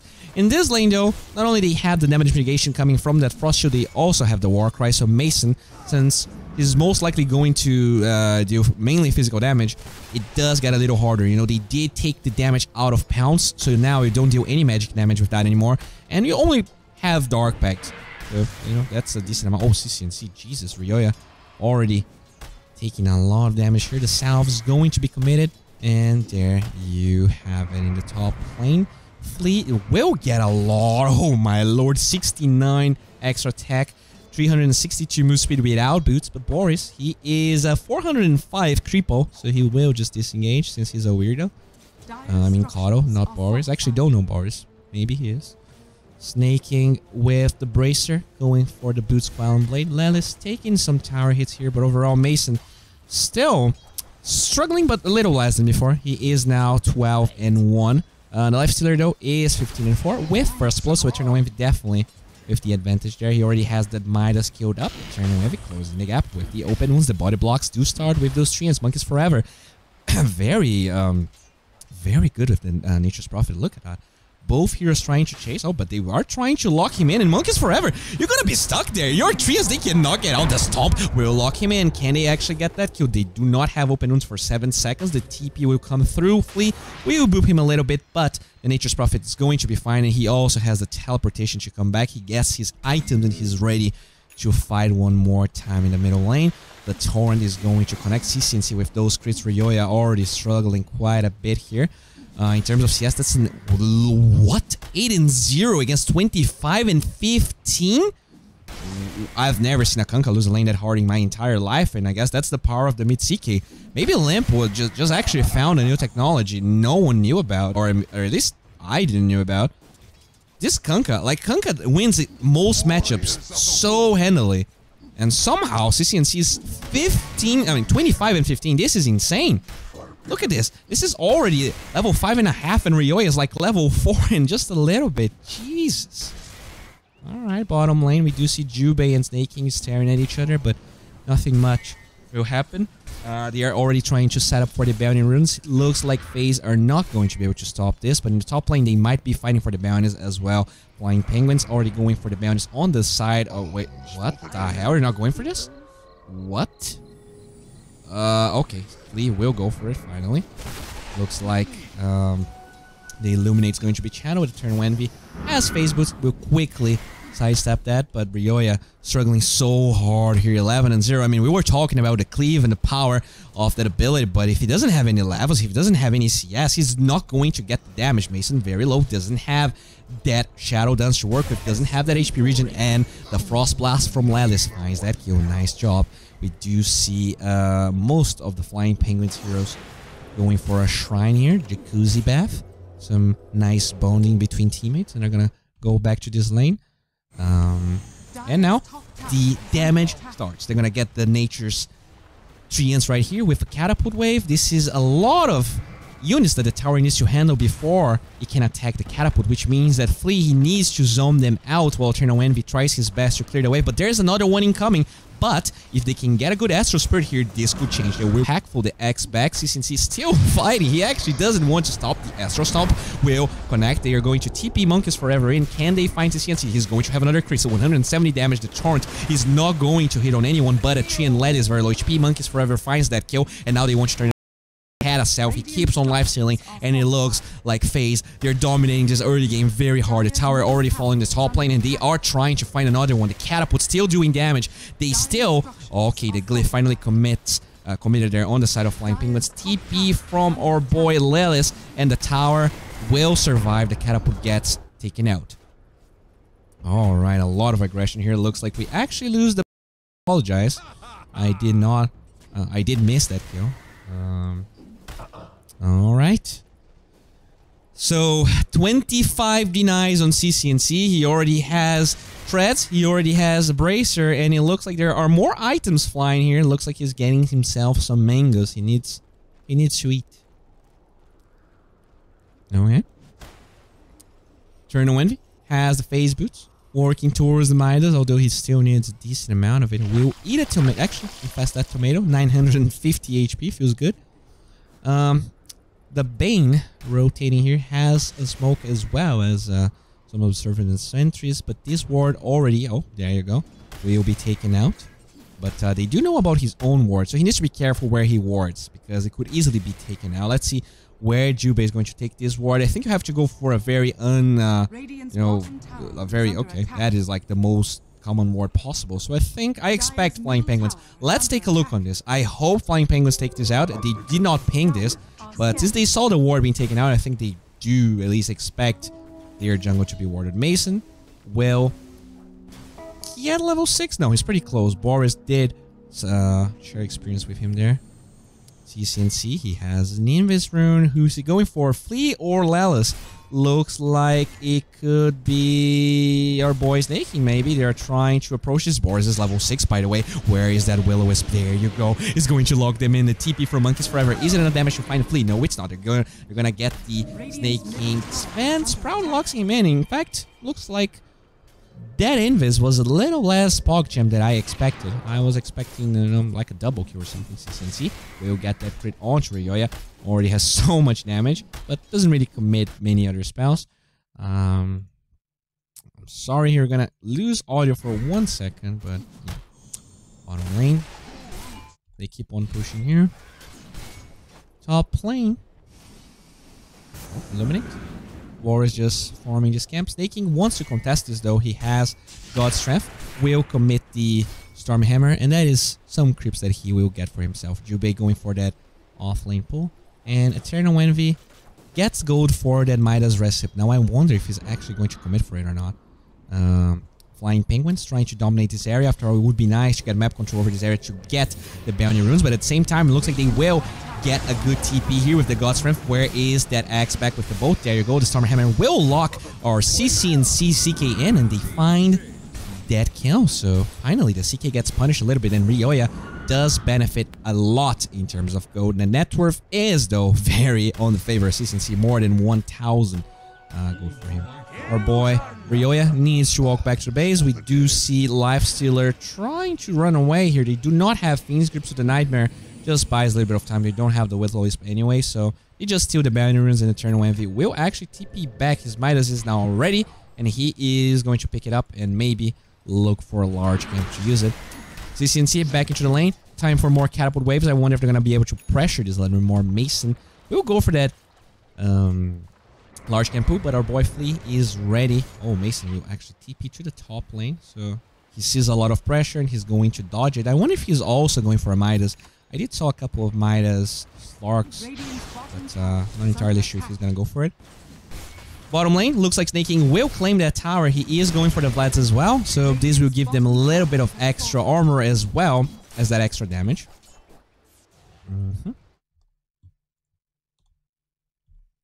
Okay, going back to the game here. Radiant's middle tower is under Eternal Envy, level 8, working towards that armlet. So for now, no Radiance. We're not sure who's going in Radiance, but considering the game that Ryoya had, I think it is on Lifestealer to get that item. Ryoya is going to struggle a little bit here. The Kunkka cannot go Midas. I think it's not a pretty good item on him, and now this is a smoking onto the CK. Jubei has Fiend's Grip, but they actually do not commit for this play, and this ward is still here, so Flying Penguins, I think, oh, and this sentry actually covers this ward, but unfortunately they don't have vision, and it's probably going to be unnoticed as well, so a lot of vision from FaZe already on their side of the map. In terms of win probability, it is on the side of Flying Penguin still. This Slark is not really... it looks like Gaben doesn't rate Slark very highly in terms of probability of winning. Rage gonna get committed. It looks like Eternal Envy now dominates that catapult. TP from the Lela's Lich. He has that Chain Frost. There is a couple of heroes from FaZe, but it looks like nothing is really going to happen here.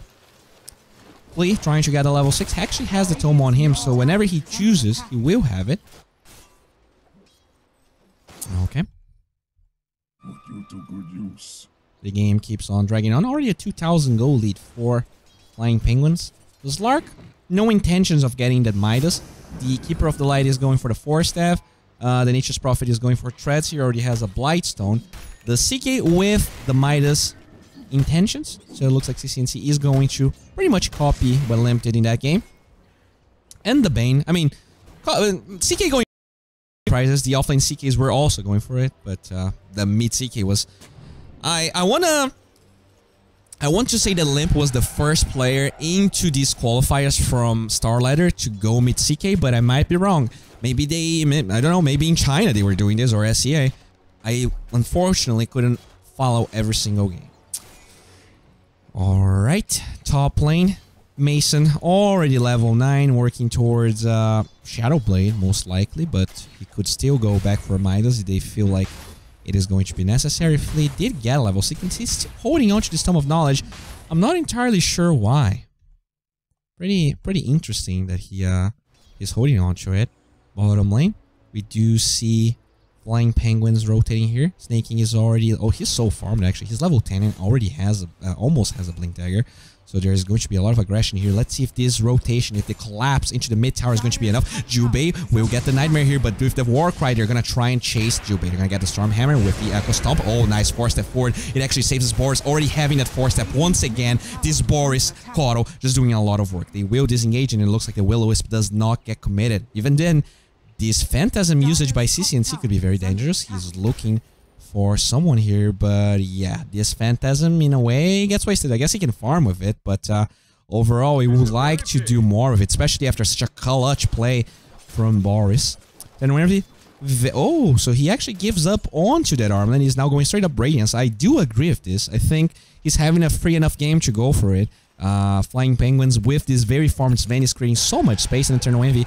Could be able to get it. Top lane, there is a Slark trying to get out. He's going to pop that Shadow. That's the leap forward. Can they cancel? Just going to find Vision. The Stormhammer is here. And that is a kill for boy Lelis. And he's 2-1-2. Very incredible performance in the Lich. Or with the Lich. I'm not sure what is the right French for it. Okay. Jubei has level 7. Buys himself some extra wards and sentries. Pretty selfless support there.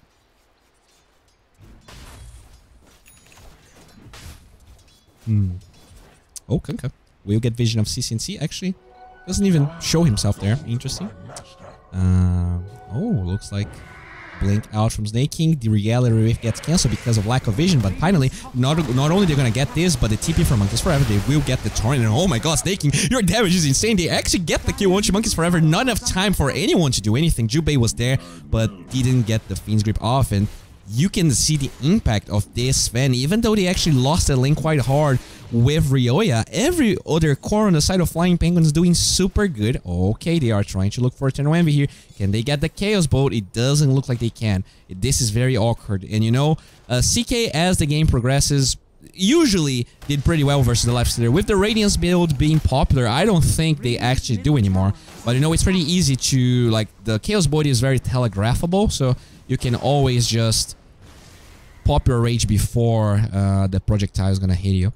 Snaking already with that Blink, Treads, Vlad already has more than 1,000 gold. He's actually ahead of this Lifestealer with a Midas. I'm not sure how Snaking is doing this, but he is.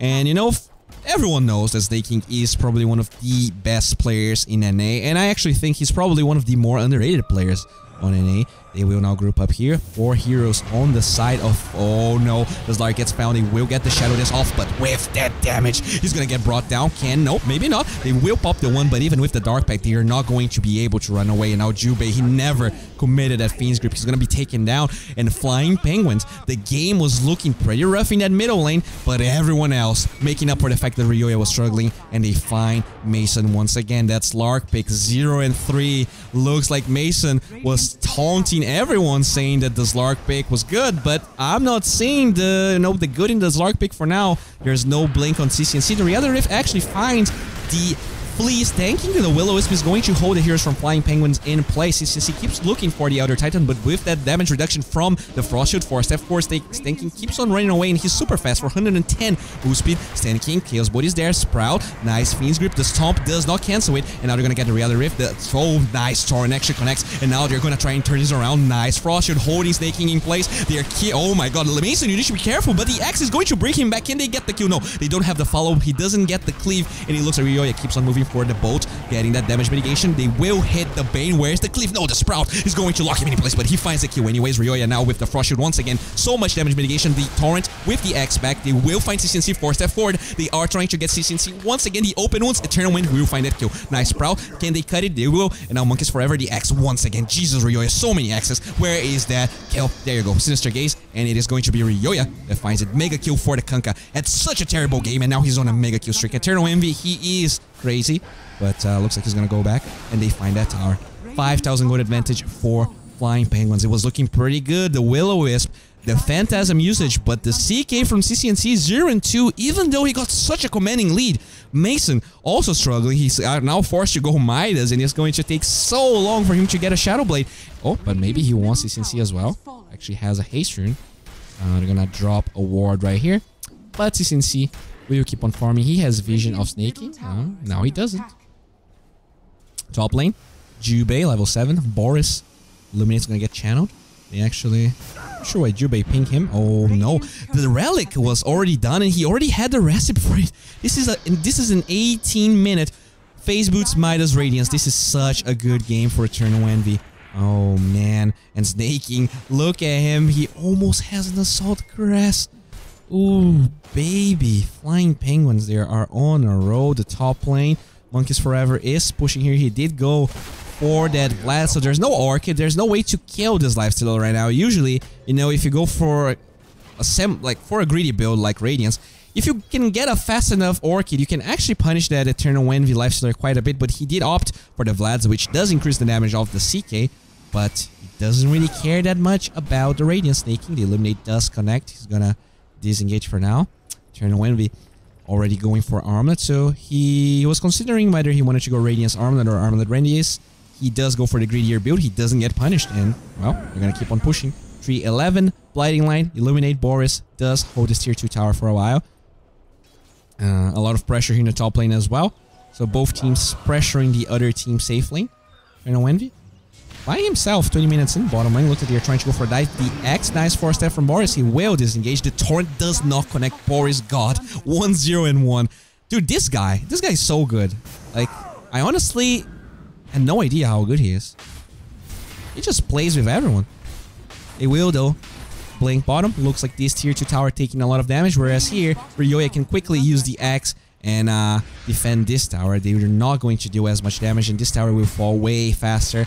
Flying Penguins, they could TP Heroes top if necessary, and they will. The TPs are coming through, but there is vision from Phase. 3 heroes already here. The Godstorm is going to be committed, but they know about it. The Chaos Bolt will hold this hero in place. The Sprout hold is naking, but with that Frost Shield, they will be able to chase Jubei with the Nightmare. Fiend's Grip is up, but there is no... Okay, they're gonna wake this man up. Can he get one last hit? The Stormhammer doesn't get committed. Snaking.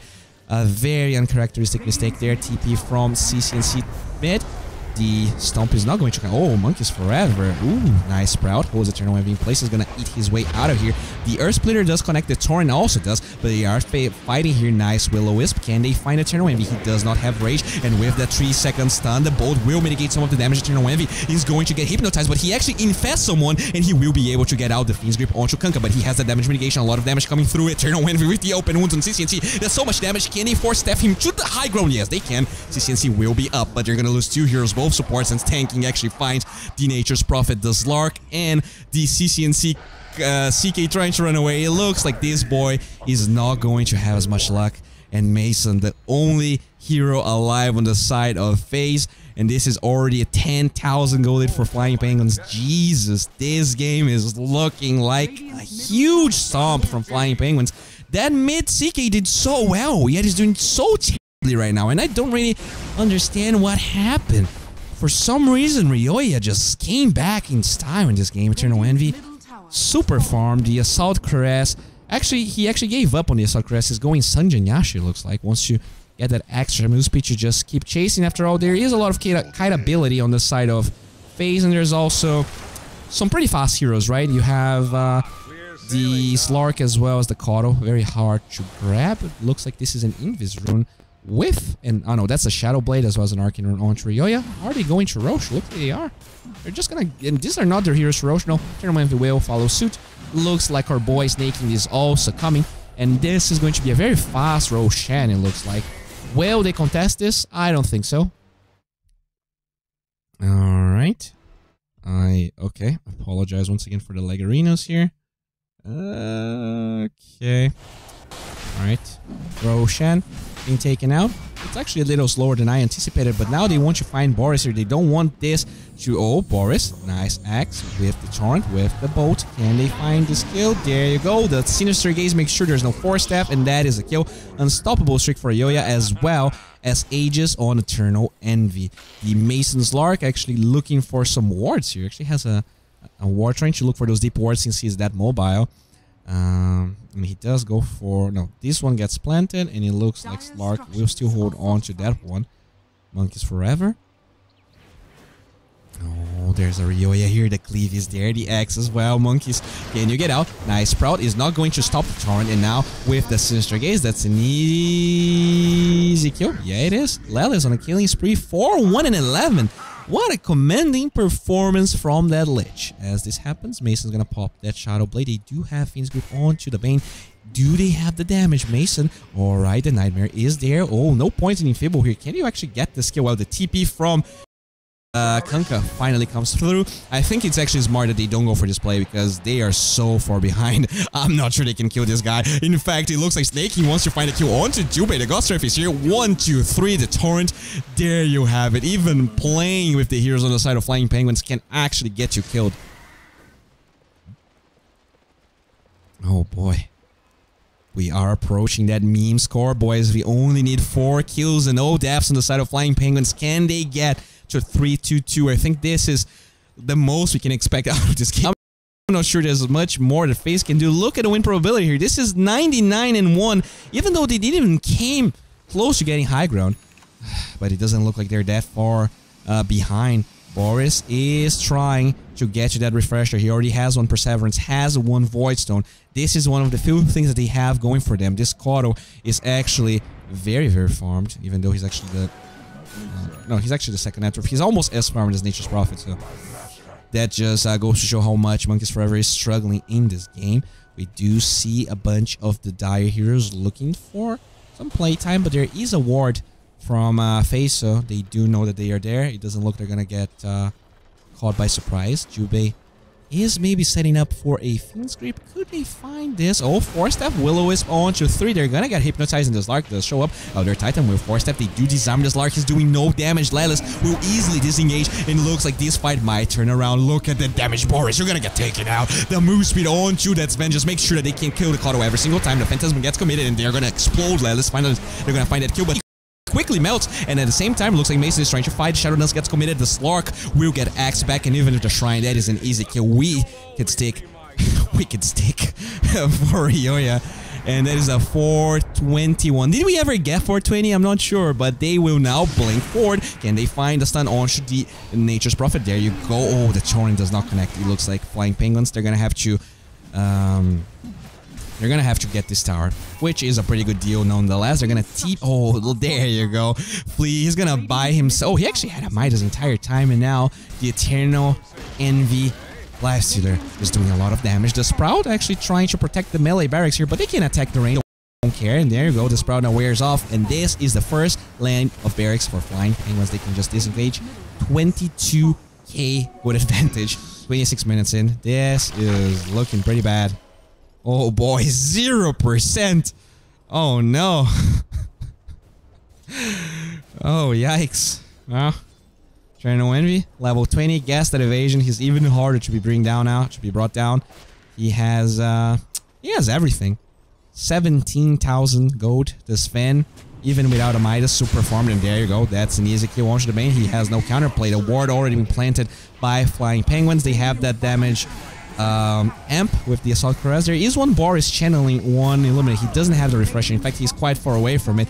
There is no Will-O-Wisp for 12 seconds. The Sprout once again into the... Oh, look at that. The Blink. The Blinding Light makes sure that they are not getting any attacks off, but it's going to wear off, and the Bolt makes sure this is a dead Monkeys Forever. He has buyback, but I think this game is already over. They do have one Tier 2 tower in the top lane, which I guess delays this game a little bit more, but this is looking very, very rough. CCNC, he does not have that hard just yet. He doesn't have a Blink Dagger. It looks like they are lacking initiation on the side of FaZe. They cannot just jump any heroes.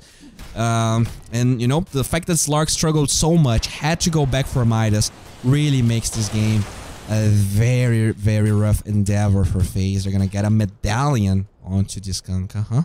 So, you just want to make sure that whoever gets jumped on their side is not going to die, and if they're gonna jump the enemy side, they're gonna die in like half a second.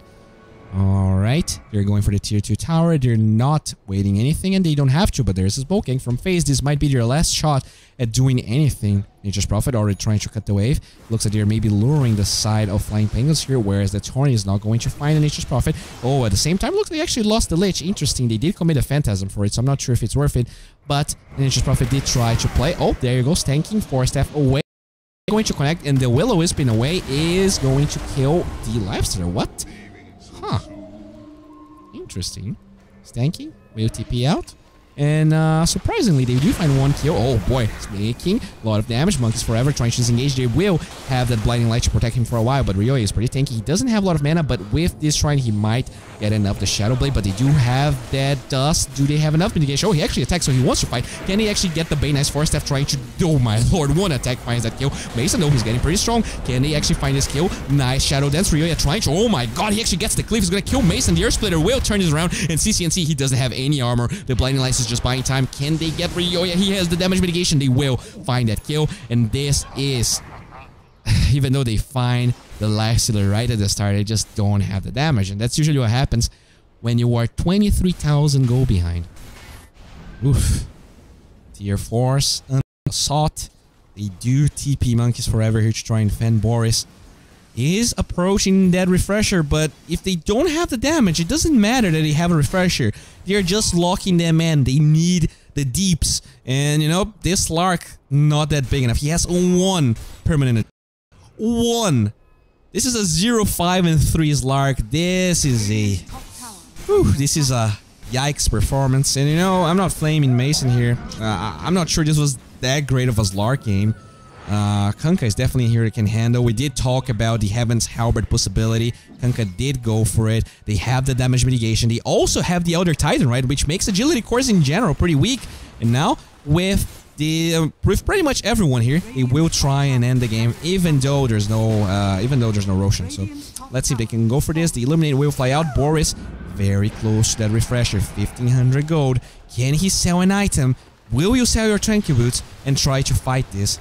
Alright, Eternal Envy infests the Creep Wave. He keeps on going for this. The Solar Crest onto him. Oh, Nightmare holding him in place. Dew holding on to... There you go. That's the second one.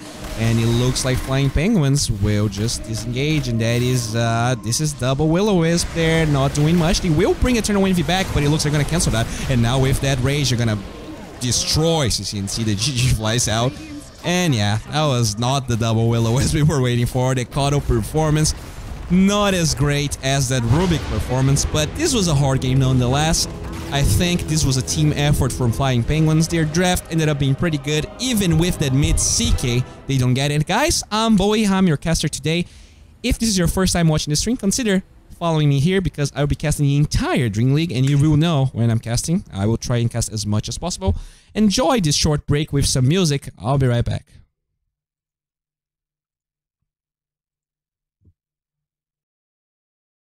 I feel about you and those really dumb things people feel. I'll take the bumpy road. It'll probably break my legs as long as I don't show you what's ruining my head. Funny thing about you is you read me pretty well, but you haven't found me yet.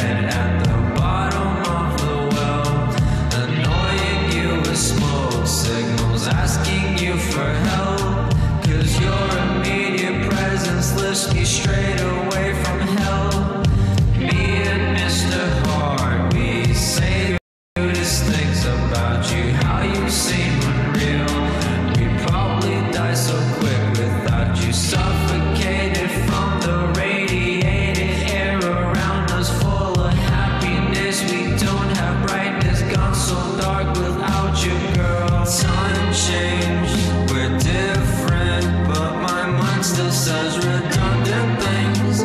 Can I not think? Will you love this part of me? My love that is the day I can't forget.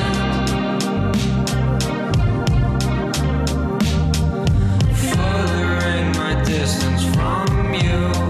Realistically, I can't leave now, but I'm okay as long as you keep me from going crazy. Keep me from going crazy.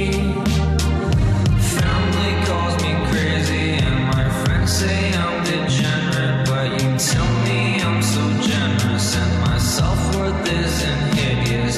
This psychedelic canvas of the person I'm becoming went from horror movie on TV to happy ending, a million miles away from me. Singing the hit for you and no cure has been discovered, like a plague hitting my body. Except if I fall, I'm just falling for you. Conscious beyond knowledge, alterations are acknowledged, and the beauty you've inflicted is always in its action. Lovely day to day, unchanged, we're different, but my mind still says redundant things. Can I not think? Will you love this part of me? My love that is the day I can't forget.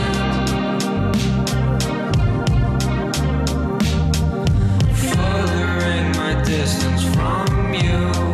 Realistically, I can't leave now, but I'm okay as long as you keep me from going crazy. Keep me from going crazy. Girl, time changed, we're different, but my mind still says redundant things. Can I not think? Will you love this part of me? My love that is the day I can't forget.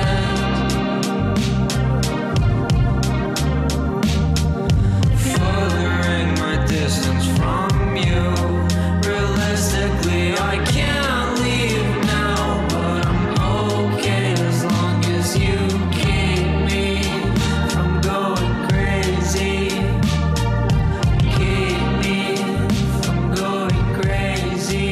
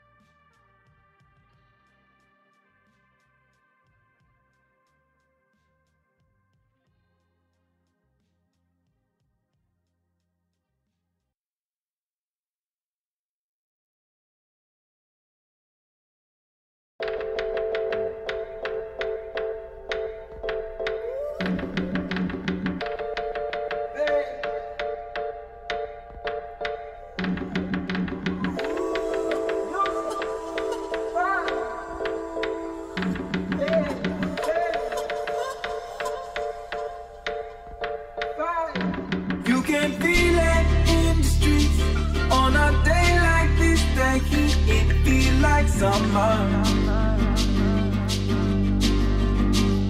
I feel like summer. I feel like summer. You can feel it in the streets on a day like this. The heat, I feel like summer.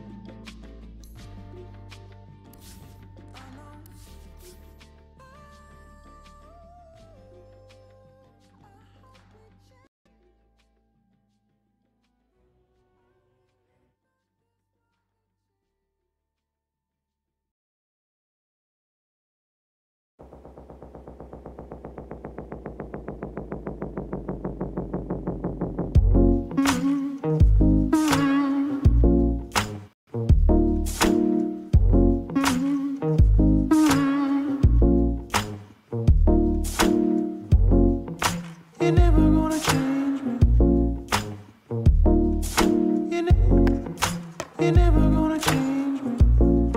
I was already changing. You're never gonna change me. You're never gonna change me. I was already changing. I wish I could protect you. That was wasted flowers, something new. I wish I could perfect you. I was wrong, they said. Now I'm over you. Flowers in the garden that won't grow. Flowers on a tree that's not the same. Flowers in the garden that won't grow if we never change. You're never gonna change me. I'm missing. You're never gonna change me. I was already changing. You're never gonna change me. You're never gonna change me. I was already changing.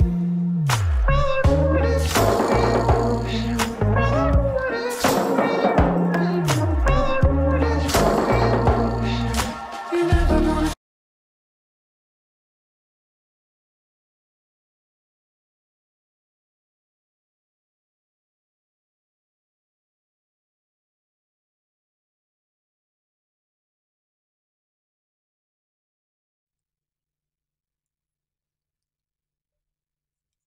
Hello, hello.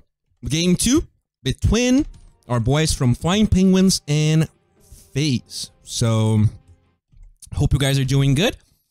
We will have game 2 here. And, you know, that was such a commanding win by Flying Penguins. Or maybe just a weird draft from FaZe that Lark did. You know, I think as much as CK impressed us with his mid lane performance, the Slark impressed us with how useless it felt. Like, the Slark just couldn't catch a break. He couldn't farm, then he tried to go Midas, then he just got exploded, and then Sven, like, snaking play like a god there. That Sven was so farmed, and I guess that goes to the fact that the Slark had to leave the lane at some point. And he was just jungling, whereas Snaking was getting towers, he was getting kills. He got such an early blink dagger with the Vlads, and they were just out of control. Looks like even though they won against the Kato, they will take it out. And FaZe, they do have first pick here. They do keep those weird bans. I guess the PA and the Terrorblade and the OD in the first phase, you know. Not necessarily the bans you're used to see. But no, they do have first pick here. There's a lot of top tier sports left. Earthspirit and Grimstroke is a few, you know, they are some examples of it. And I guess Grimstroke is usually a hero you see first pick, but not sure if FaZe is going for it nonetheless. Fix the stream lag. Is the stream lagging? Do you feel like it is? It looks fine to me.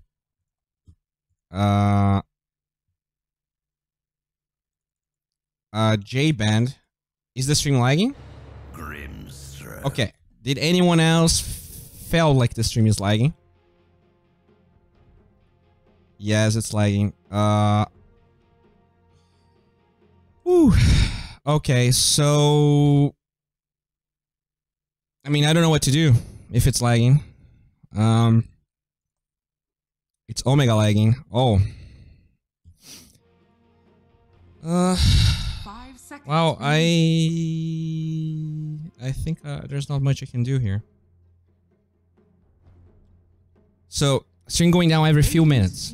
Is it going down now? That's my question. I mean, it was not lagging, it was going down, right? So, is it going down now? Because if it's not going down now, then it's fixed. Because we did mess with the internet after the game 1 ended. Like, since you were saying fix the stream, I felt like even after we fixed it, it's still terrible. Do you have a playlist? I don't. New message every 5 minutes. So it's not going down anymore. Well, then we should be fine. Alright, then just breathe. We're fine. Just breathe. Hopefully, nothing's going to happen. See, it's not dropping. You're Gucci. Alright, so since we are fine, the Grimstroke does get first picked, and they were going to respond with a Luna Nature's Prophet. This Nature's Prophet is a snatch from Monkeys Forever in the first game. Didn't feel like he had that much of a commanding performance, but Nature's Prophet is a good hero versus Grimstroke because, you know, range heroes in general, range supports, they do suffer to fight the Nature's Prophet. Sometimes you do see Grimstroke and Nature's Prophet paired together because you can actually Inkswell a Treant, make sure you're gonna get the stun, but Flying Penguins, they didn't have that chance because they did get that first pick. Grimstroke and the Batrider is going to be a response here. Usually, I mean, not necessarily that good versus Luna because Luna is quite fast. Usually can disengage from the Batrider before the sticky Napons get too much. But the Nature's Prophet might struggle. And the Nature's Prophet, since it was picked up with a Luna... Now, here's the thing. This could be support Luna as well. So, you know, you see this Luna, you might say, oh, so that's a core Luna and support Nature's Prophet. No, it could be the opposite. It could easily be the opposite. I am not entirely sure if Flea or Lelis play it, but I think it's fair to assume that considering how popular it is, they've been training. Alright. So let's see what happens here. And by the way, I apologize. You know, I really felt like it was bad, man. I didn't notice that it was... I cannot read the chat while I'm casting. Which in a way is good, because I wasn't affected by everyone saying that the lag was bad. But at the same time, means I cannot see what you guys are talking about. Like, the monitor is not placed in a way where I can read the messages. Batrider and Grimstroke. So, oh, you can actually get double lasso, right? I actually don't know how double lasso works, because lasso does... wear off if you're too far away from a target. But maybe if the two heroes that are so binded are very close together, you can get that double lasso. Do you drag them both? I don't even know how that works. Because it's different from the Aghanim Scepter lasso, right? That is so weird. I actually wonder how Aghanim Scepter lasso and so bind work. It's probably very buggy. Okay. So... yeah, looks like we do have a pretty different draft than game 1. So let's just see what happens here. 10 seconds. They will ban the puck. Pretty decent versus Nature's Prophet. 5 seconds remaining. Cancel your teleportation. He can get vision inside your sprout. A lot of burst damage, very hard to grab. Batrider is also here that deals pretty well with Nature's Prophet. He can break the sprout. He can walk. There's not gonna be any body blocks from the Treant when you're against that Batrider.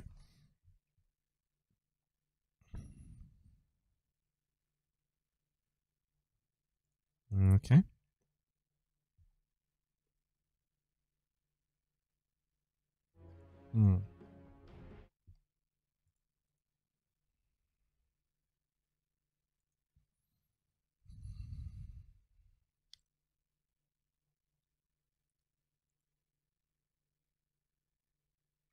You know what, guys?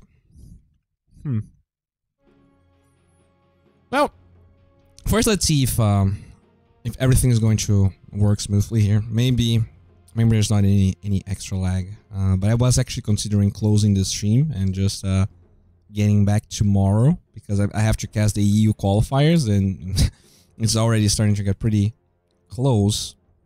But I'm gonna try. Hopefully this doesn't go to game 3 because then I'm gonna sleep like 5 hours and I'm already feeling pretty tired, but let's hope for the best. Tiny gets taken out here by FaZe. And now Flying Penguins, what will we take out? I guess Outer Titan is actually not banned and ignored.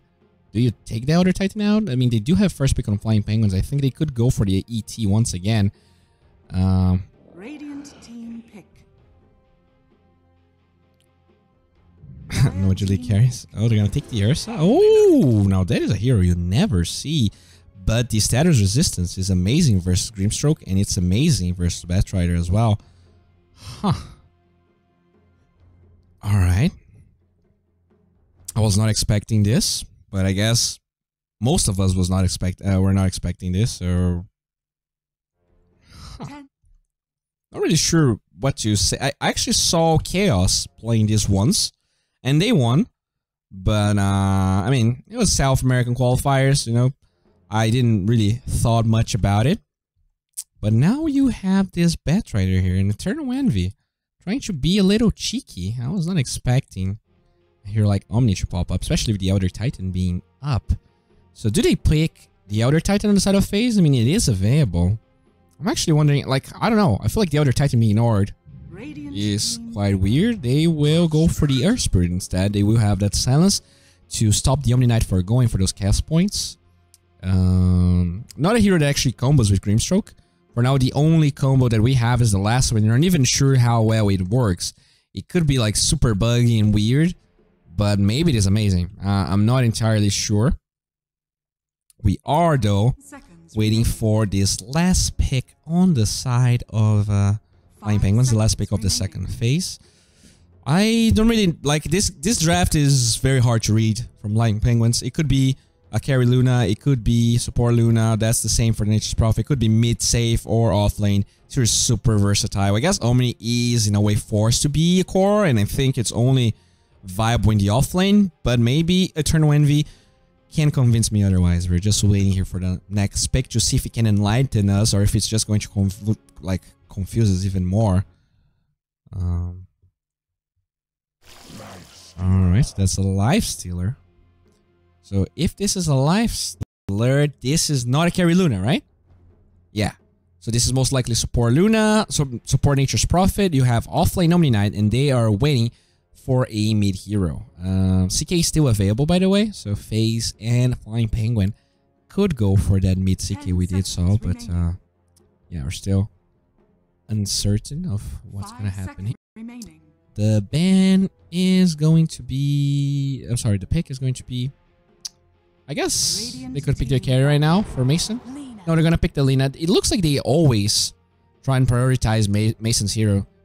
For all the games that we watched, and this is the third game where FaZe is playing, they last pick his Weaver, then his Lark, and then his why did he play the other game? I don't remember, but I mean, they did lose every single game, so I guess normal that we don't remember. It was not that remarkable. Flying Penguins. Now you have to ban a Mason hero that is good versus Lifestealer. You don't ban the Slark because he was pretty underwhelming. They do take the Razor once again. The Ursa was also taken out. On the side of FaZe, you want to ban a hero that is good versus Lina in the middle lane. OD is also removed. And you also have an Earth Spirit. So there are like reasonable combos here. Like Earth Spirit, if Flying Penguins, if they don't pick a hero with Escape, I think that Earth Spirit can really punish whatever it is the Flying Penguins has. I'm not sure the Kunkka, for instance, is that good of... Yeah, they're gonna take the Kunkka anyways. And now FaZe, they will pick the Mason hero. So if we're not gonna have... I mean, the Weaver is available, and the Weaver is decent versus the Lifestealer. I wouldn't be surprised to see that. I think that is probably their best shot. Like, what are the other top tier carries that are available? PA and Terrorblade are out.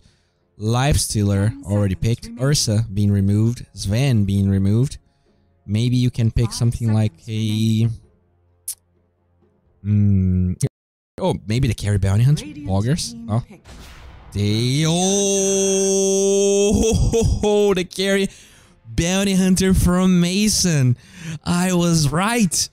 Oh boy. Okay, let's see if Mason can teach us a thing or two about this carry bounty hunter. Let's see if they can go to a game 3. Well, Lifestealer doesn't care that much about track. Luna is relatively fast. And you also have the status resistance onto the Omni Knight to handle that. But, yeah, let's see what they'll be able to pull off here. Flying Penguins. Is anyone actually in chat right now? I think my restream broke, but, maybe it's just the Firefox browser being shitty as always. So, you know, if anyone is watching, I would appreciate. But if you're not there, it's fine. Flying Penguins, they're lacking a mid hero that lanes well versus Lina. Sniper maybe, but there's a decent amount of gap closers on the side of FaZe, the Batroid and the Earth Spirit. Oh, and they actually can get double track, right? You can get double track, double Lagunar Blade, double U-Scepter. Unfortunately, you don't get double LSA unless both heroes are pretty neatly packed together, which they don't have a Darkseer for that. Now, Flying Penguins, huh? If you're not going... No, the co-op. I did think about this hero. Not that popular, but Elena is also not that popular, so maybe this is gonna work out. Ryoya playing that Queen of Pain, Eternal Envy on the lifestealer. Omni Knight being played by Snakey. Alright, that's a core Omni Knight with the support Luna and the support Nature's Prophet by Lelis. On the side of FaZe, Mason with that carry bounty hunter.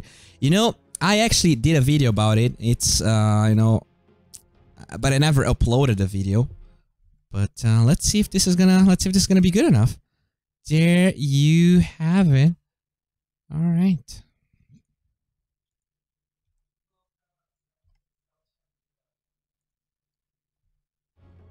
Let's see how this is going to turn. 5 seconds. Oof.